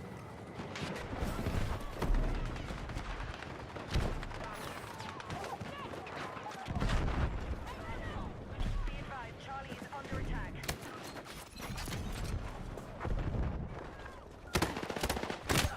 Damn. Didn't see him. I'm all alone. I shouldn't be doing this.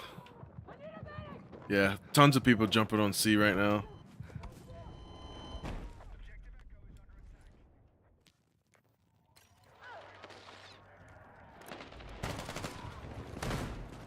Be advised, we've lost control of objective Charlie. Objective locked. We need you supporting We need a medic.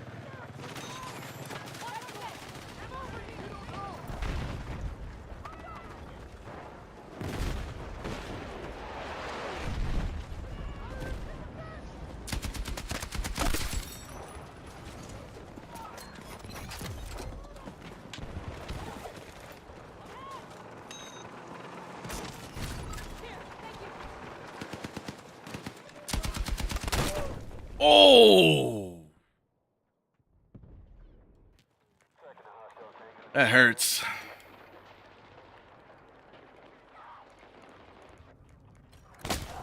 Oh!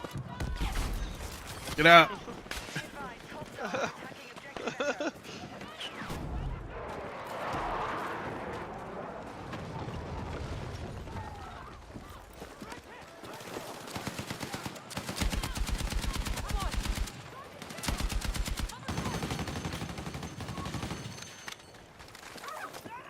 Beta. The enemy has secured more objectives. Let's rally and counter.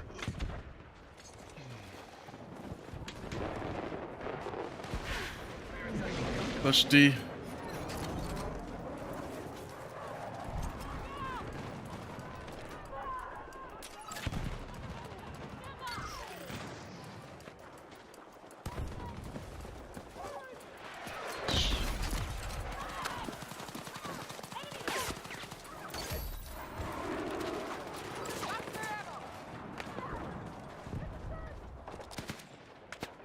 Be advised, objective marked. We need you supporting the attack.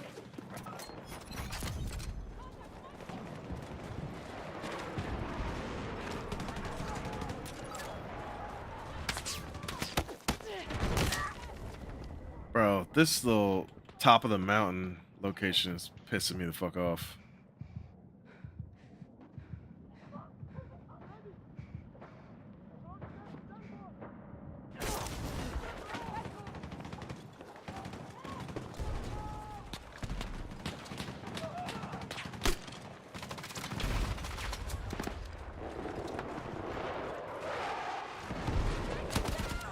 Ah, what the? Damn. What the fuck? Damn.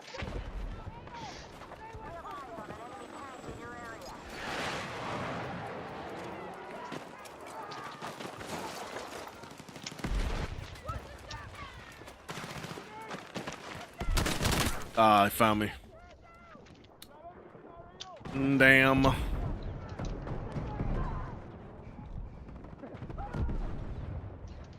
think I jumped out. There's a Fuck. few of them on C.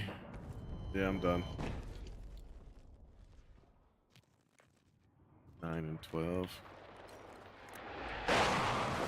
Attacking objective Delta. Alright, we've secured more objectives. Let's hold it. Ah, fucking.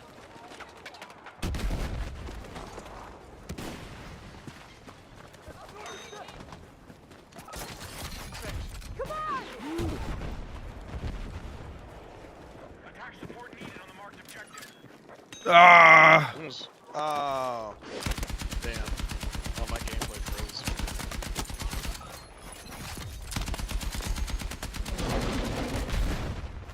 Oh, your gameplay froze? Yeah, it's done. It's cooked.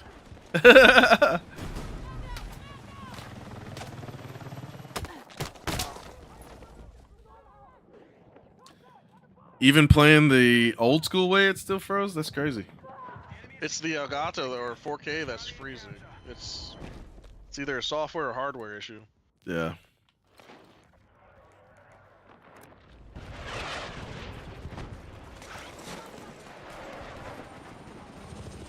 We are attacking objective Delta. The enemy are close to fully controlling the battlefield. Stop them from holding the majority of objectives.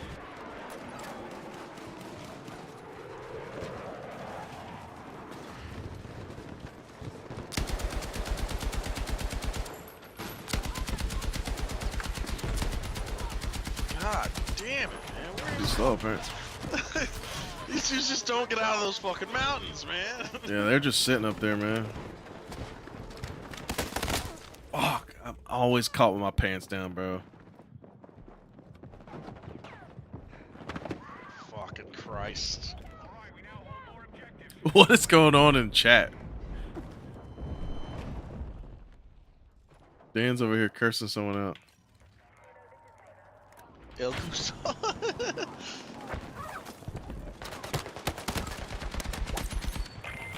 is almost under our control. Keep holding more objectives.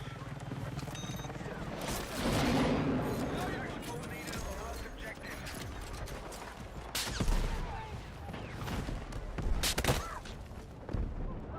Oh fuck, this whole squad right there.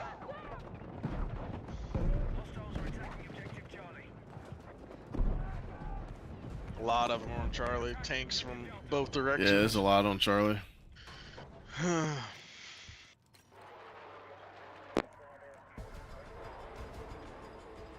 We can get D though. I'm on you.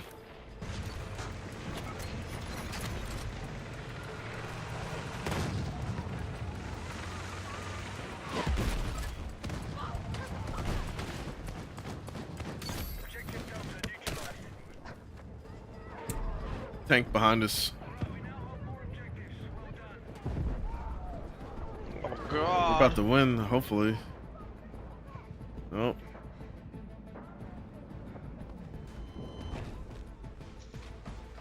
He ran over a fucking mine. We got it, though.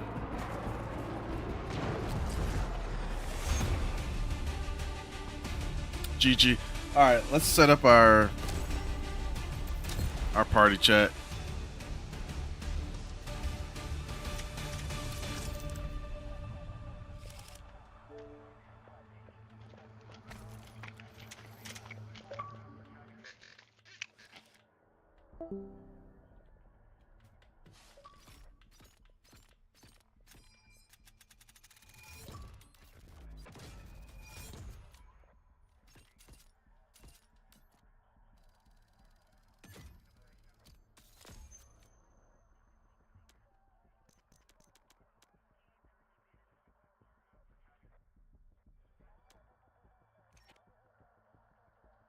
$88 resupplies. That's light numbers. We just did 18 teammates revive that match. Nice, nice.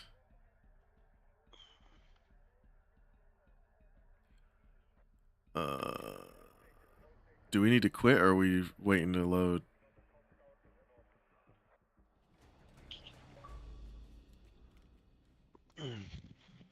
Oh, that's right. Hold on. Alright. I think I'm going to end the stream. Just because it's going to take extra time for me to set all this up. Actually, no. Actually, you know what? No.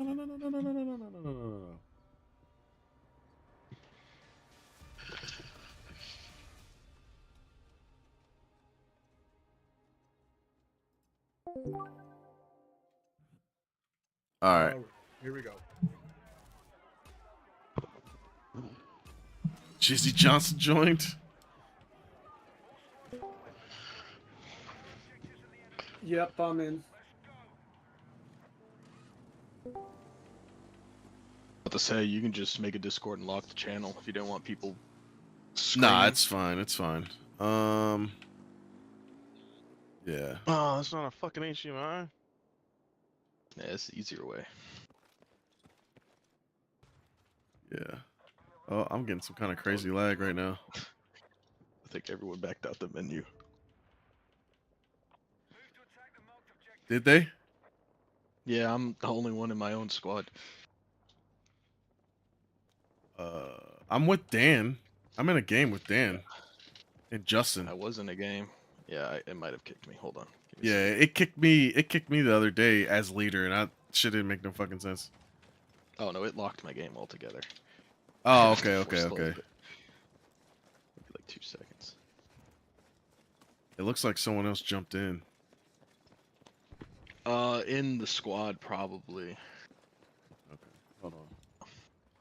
Let me get these guys into Discord chat. Damn.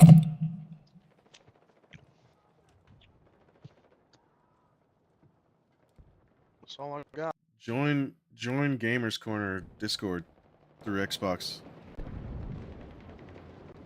We now hold more objectives. And we lost Meat Stick. He got booted. I am in your squad, by the way. Yeah. It locked his whole game. Alright, I'm switching back. There we go.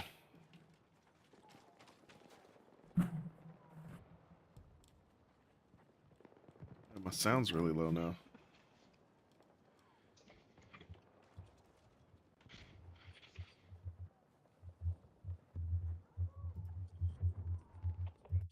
Hold more objectives. Out. There we go. What's wrong with this shit?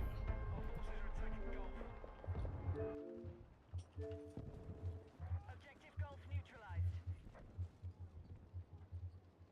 What am I hearing right now? Justin. You're hearing Jizzy's mic. Oh, I'm hearing Jizzy's mic. Oh, okay. Yeah. I was like, what am I hearing right now? I thought that was me. Alright, cool. Alright, let's go. Who just booted up their game? I hear someone booted up their game. Booted up my game. I don't know how you can hear it. My music's down to like 10%. Are you streaming it? No. Bro, I literally hear Battlefield starting up right now. Yeah. I'll tell you. It's not me. It's not backfeeding through mine. And I have the Just say stream muted. nothing's coming through my mic. My You got game 2 sounds voice really channels going low. on.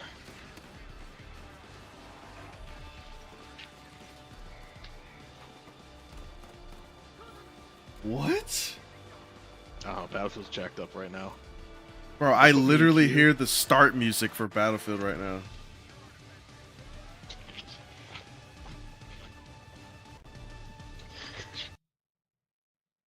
It's actually coming through my game. My game's Yeah, it fucked does right that. now. It's no. Something might have just happened when I locked my game because now it's like it's putting me in the queue, and then it's joining the lobby, and then it's kicking me out, and then putting me back in the queue. It doesn't know what it wants to do.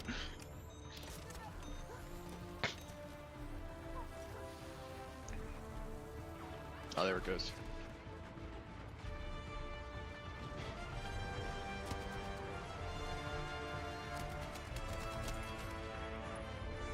Bro, I'm so confused. I'm back in, but I'm waiting and waiting for it to load.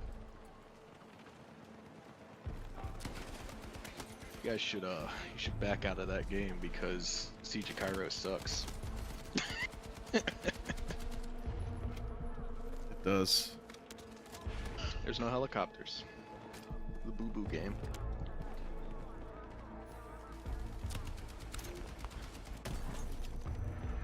Damn. I really wish I didn't hear the opening fucking music while playing. It's the menu audio glitch. You can probably open your settings right now and turn music all the way down. It might Okay. fix it.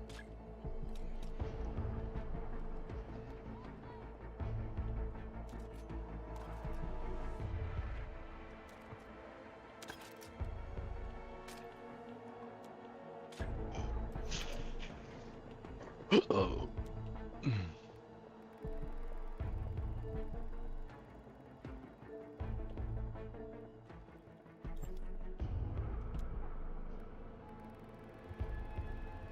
James, you peeped my text? It is not fixing it. You just screwed. Enjoy the Music- ambiance. Music volume and menu music volume are both 0 and it's still playing.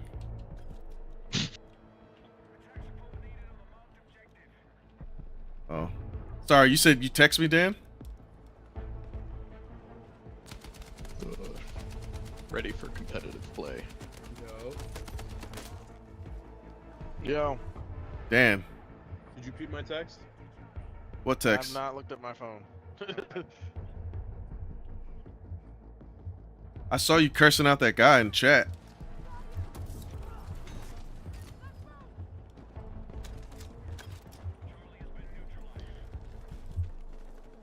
Are you talking about how you had like 40 revives the last game?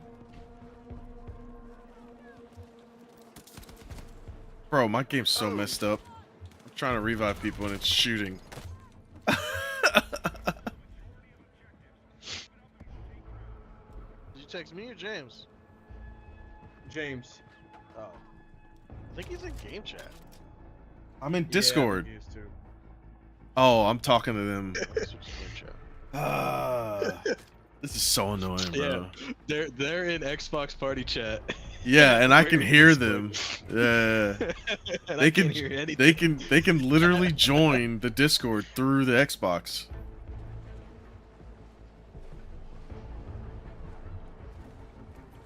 That's We something got- over there. We got Jizzy Johnson with his James, rumbly can you mic. hear us? My mic's not making a sound James, unless can I you hear talk. us, James? No, it is. It may Is not. it? May not. Yeah, it's like you know when you tap a Jimmy John mic, James. like just. It really shouldn't. Is it in? It's not doing it now. It just. It it'll be did quiet, earlier. Yeah, it and did then, earlier. And then it just starts. Then it just starts doing. It. It's a little Yeah. weird. It's like if you're shaking your desk, it's vibrating up through into the mic. Oh, probably. This is That's not what a it very sounds like. stable desk. Oh, that's a teammate. Just put some screws in it. Bolt it down to the floor. Ow.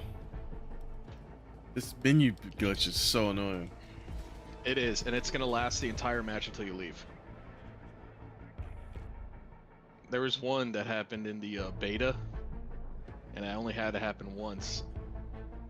It will mute all your audio in the game, and it sounds like you're in the menu while you're playing. So you can't hear anything. Everything sounds like you've been shell-shocked.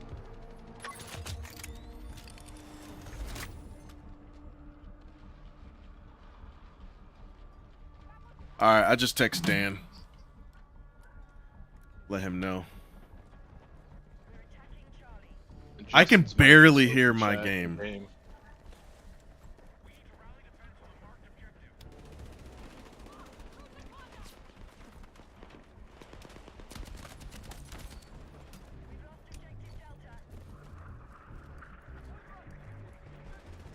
We're good. We're taking E.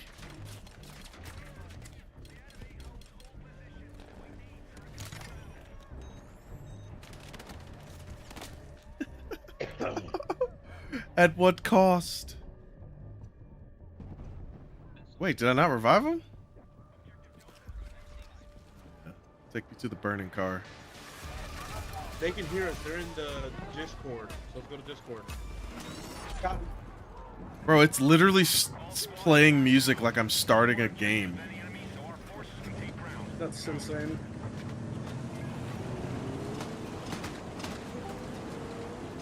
There it Bro, is. I Figured it hear out. trucks driving. Are you guys just waiting in lobby? No, we're playing. What the fuck did these guys come from? They just got here. They just got both of us. Because it's playing your open mic game volume in the lobby while I'm in here and you guys are in game. Oh. Yeah. It's really weird. Now you can hear us. Yeah. Dude, my sound is glitched out. I'm hearing a whole completely different game right now. While playing in this game.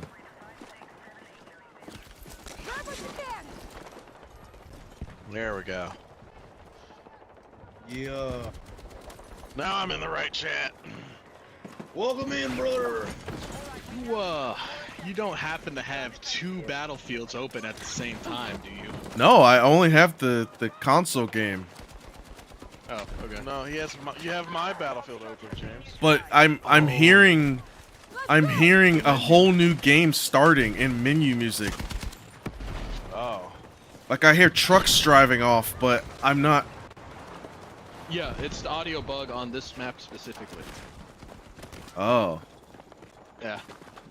Still a thing. Everything sounds muffled. Thank you, Dan. Thank you for reviving me so I can die again. Dude, I'm doing my best, man. Bro, he boosting those stats, bro. No. We just. It's either I drag you away or I revive you, and I hope that you live. Did you see that it was like not reviving people? Oh shit! Oh shit! Yeah, Oh shit! They Oh messed shit! up the pads, and it's all messed up. Sometimes I can't even revive anybody.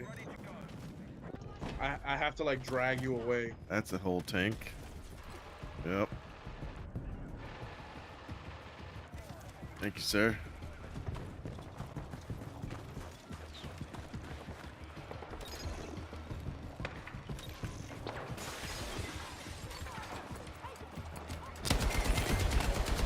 Not fix.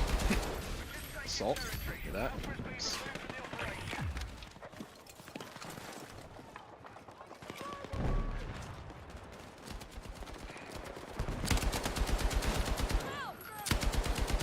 Bro, something's You guys should, it's so delayed.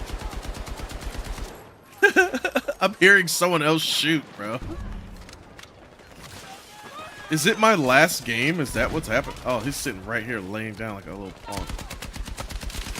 No, what it is there's a pre-made audio like war ambiance track, and it's just playing it over and over. Oh god. It's the background sound on this map if no one were to do anything. Bro, I literally hear my gun shooting. Tank. Where? Just kill Lay it. down or get down. Just killed me. See? Just like that. Just kill it. Just kill it. I just heard someone die and it wasn't me. Got these things called I'm rockets. coming, brother. I hear people getting defibbed. You I'm hearing not me? even I'm That not might be even me. kidding. Are you hearing my audio? No, he's hearing a bug. Yeah, I hear a whole nother game going on right now. You hear something hitting the wall? Nah. Sure. No, yeah, I'm sure. Defibs? No. Okay. Alright, it's not me then. Dude, this is so discombobulating.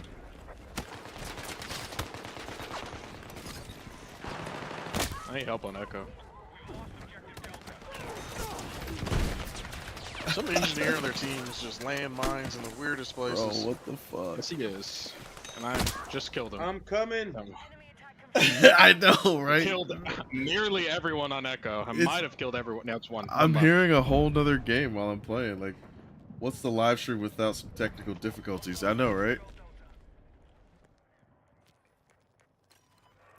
We're definitely quitting the main menu after this. Oh, I don't want nothing to do with that. Damn. I just heard someone get a kill. Grab what you can!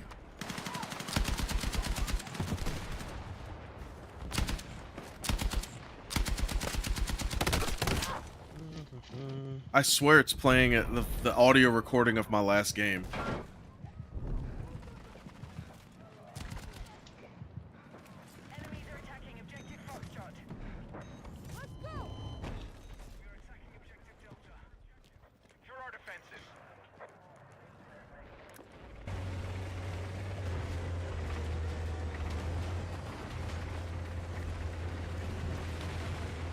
I wanna live. Teammate.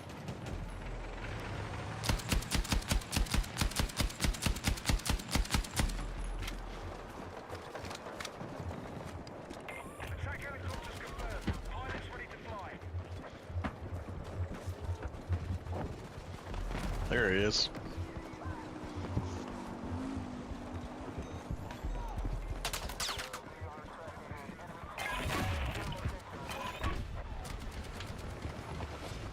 The enemy has just taken territory. Golf is no longer a target.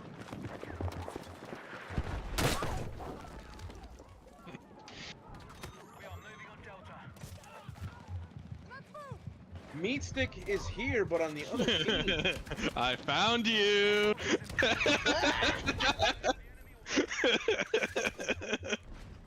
Scared the shit out of me. I was like, who is bagging me? I'm on the same team, just not in your squad.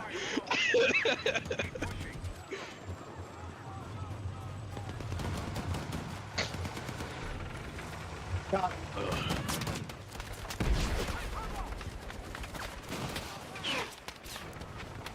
Bro.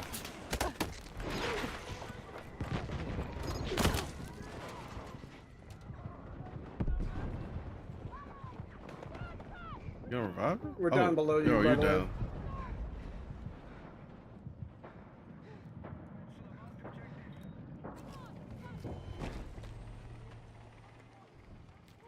We've lost control of Delta. We need defensive Dude, support. their entire team has to be engineers. Every time I drive a tank, I get hit by like 6 rockets. All 4 objectives. Out.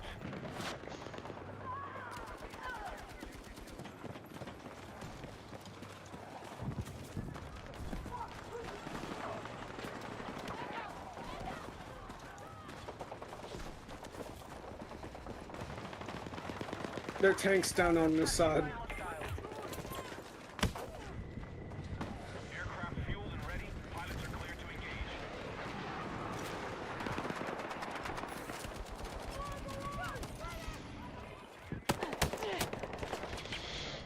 I hear jets, so it's definitely not on this map. Oh Whatever's- my god. Whatever's happening. Jeez. What are they doing there? They're just hiding back here, not doing shit. Alright, going to Got Echo. Blasted.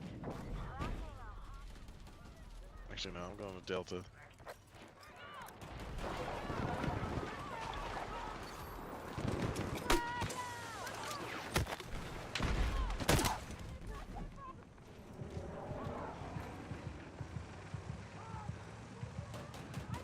Wait, they got a tank at the other side.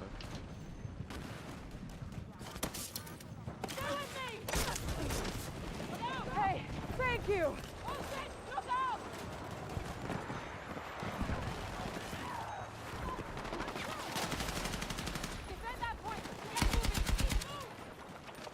It'd be better if I could actually hear what's going on. Maybe wouldn't die as much.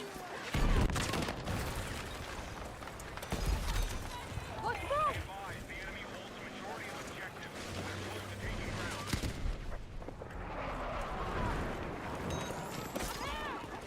Let's move. Shit's just exploding, and I don't know why. I'm just seeing explosions everywhere. Are you getting the sound glitch too? No, I think a tank mine was just in front of me. Oh. Nothing touched it. It just blew up. So unless there's a teammate just sniping tank mines. Oh, tank, shit. If you get close to them, they explode. You don't even have to roll over them. No, I'm on foot. Oh, yeah, then, yeah, that's probably a drone. A drone trying to clear out mines. I thought I was Oh, getting that shot would in the make a lot of back because I sense. heard someone getting shot and I wasn't getting Oh, shot. This medic sucks. He ran away from me.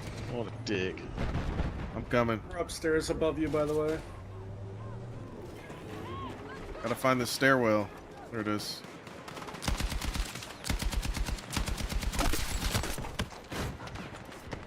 Thanks. Oh god. Tank.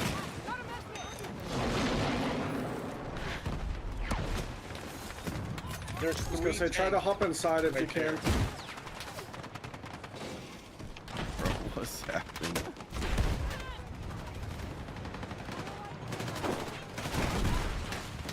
I don't even know how he could see me. Just put a million fucking He can't, landmines. but somehow he can hit you.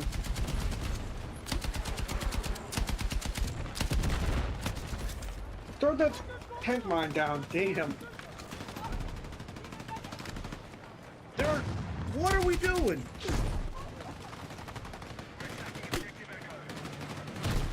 We're winning is what we're doing. We're stomping them, believe it or not. Trying to survive. I can't. I never realized how much hearing what was going on was. Yeah, How it's- important. It tells It's you all the frustrating direction. if you don't hear your own stuff. Yeah. But see, I would rather it be muted than me hear something completely different. Like that's crazy. Tank on the right side of the map. It's almost dead. I need help. I with had it. him dead, but no one revived. I'm just gonna follow Jizzy. Oh, he blew him up. Oh. I got shot from behind. This guy above me behind. Oh, right where we were. Dead. Yeah, tank's dead. I'm No, coming. it's not. Hold fast. Sushi is sitting right dead. here. Alright. Almost there. Never mind. Alright, I'm putting a million landmines all around their base. I'm annoyed. Same. Yep. I'm going into their base, picking up their landmines and putting them back down. There's Ugh. enemies behind, tanks behind. The enemy will lock down their objective. Well, we got our tank coming in from behind too. Objective And I'm healing him. They have a squad of like 8 people running together, by the way. Yeah, all With engineers. the tank. Yeah, with the tank. we have secured Charlie. You can push C from the alleyways, clear them out.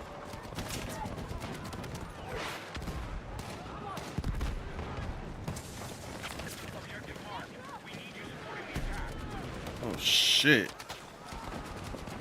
That was a building.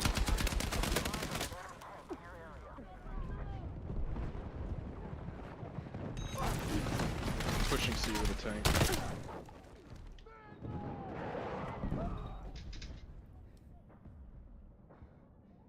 Careful.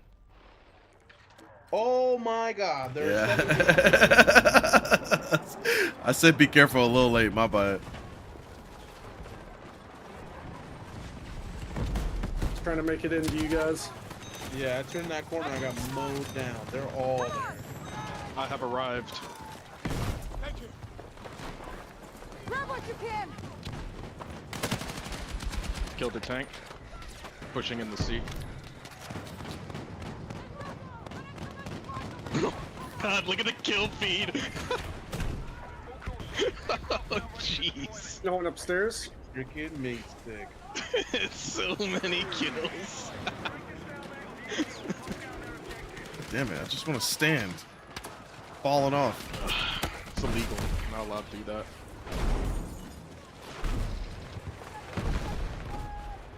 Yeah, keep pushing Around this C. corner, around this corner to the left.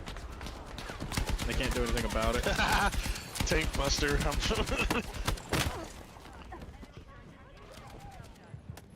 Blew something up. Easy. This guy can shoot through anything. How are we winning? I don't know. Because we have teammates taking objectives. Normally that doesn't happen. Alright, we have to quit to menu. This is nuts. Okay. Well, it'll fix itself, but yeah. I still hear people shooting. 20 gadgets destroyed. Nice. Whatever that means. Alright, I'm in menu.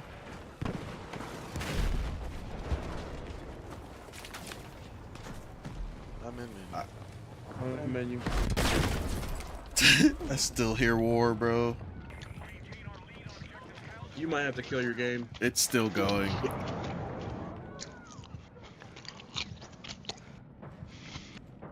Tastes good? Mm-hmm. Need to. Sound like a dog.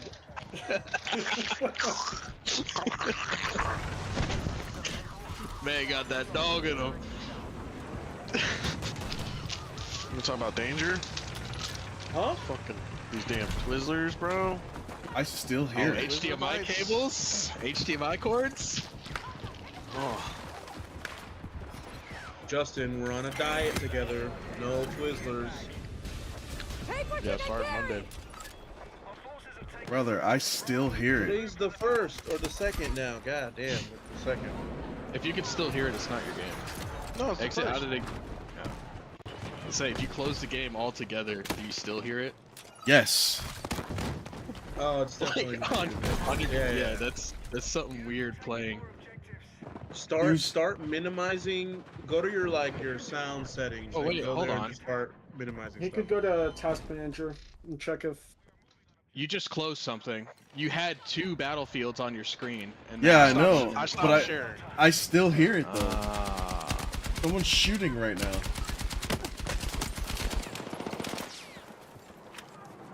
No one's streaming. Okay, the only thing I have pulled up is my game. You have multiple streams though. You have Twitch, YouTube, and something else. You get feedback I have also? nothing open. It's Chrome is not open. The only thing that is open is Discord, Streamlabs, and the 4K 60 Pro that is actually recording my gameplay. And it is registering no sound. Go to your select sound output at the bottom right corner. Something is open that's turning sound out. Alright, hold on. Open sound setting. No. I Man need has mixer. YouTube on menu options. Dude, there's no YouTube up right now. There's no YouTube up. Well, Bitch, the only other no. solution will be to kill everything and restart. So Yeah, restart, bro. Yeah, you're in just chatting now anyways. You got to switch over to video games. I already switched them over to video games. No. It's the 4K capture quality. Utility. Kill it, restart it. It's playing. It was playing Battlefield even though I wasn't playing Battlefield. See, 2 battlefields open. No, it was only one window open. There was only one window open. Battlefield Inception. Oh shit. Yeah, you're right. I do need to go from just chatting over to Who said he moved you? yeah. Actually, you know what? It's probably best I just I'll just wait for stream. Yeah, Let's wait for the Twitch police to come in and yell at you. I know, right? You're banned. No, it's just like random people. That Boudreaux, and other folks that are still watching, man, I appreciate you guys for sticking around. Join the Discord, talk some shit, and we'll post next time we stream. All right. Actually, Dan had a cool idea. He wanted to Oh, we're gonna raid. yeah, you want to raid Hurt. Yeah, just no. How just do you have, oh, how yeah, do you Hurt or do that? Justin. How do you do that? You can just type in a command in the chat and just put like / I'll do it, but it's like / raid, and then I'll put hurt life, and then just go. It'll send all of the people on Twitch over there, Yeah. and just tell him what you were doing, where you're playing. Introduce yourself to him. He'll fucking remember you as long as you tell him who you are. Yeah, Yeah. I'll send all 4. Wait, so how do I do that? Because I don't even have Twitch pulled up. So do I pull up Twitch? I got you. I Oh, got you. is he streaming right now? Yeah, he streams Arc Raiders and a few other games. He streams a lot. Okay, I'm still on. All right, what's the command? So / and then put in raid, and then put his name in. So it should be Hurt Life, capital H, capital L. / Oh, that's not / raid. And then it's what was? Hurt Life. There's- HERT. Is there a space LIFE. after raid? Yeah. Raid. HERTLIFE.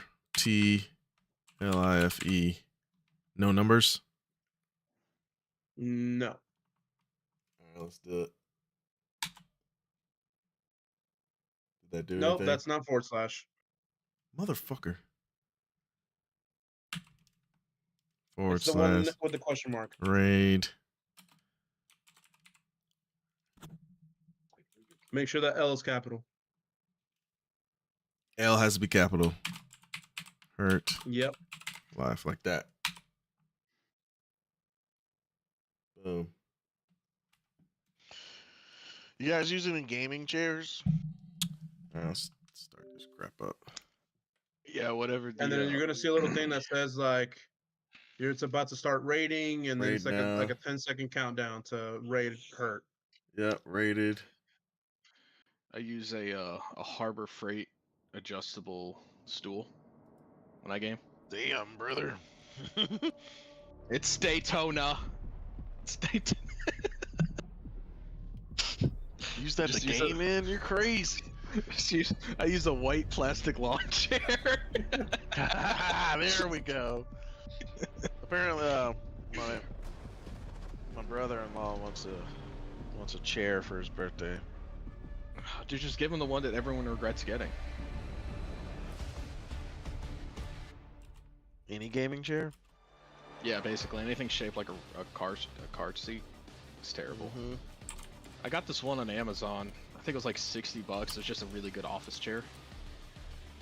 Office chairs are like. That's what I have.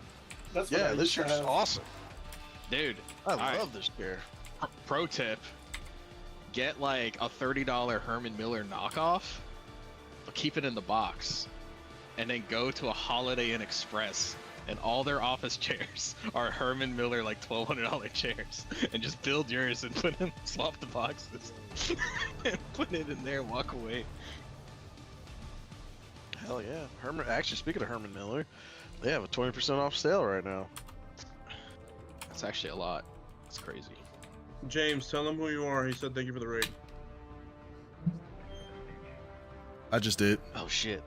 They're $1,600 though. I can't hear him though. Oh.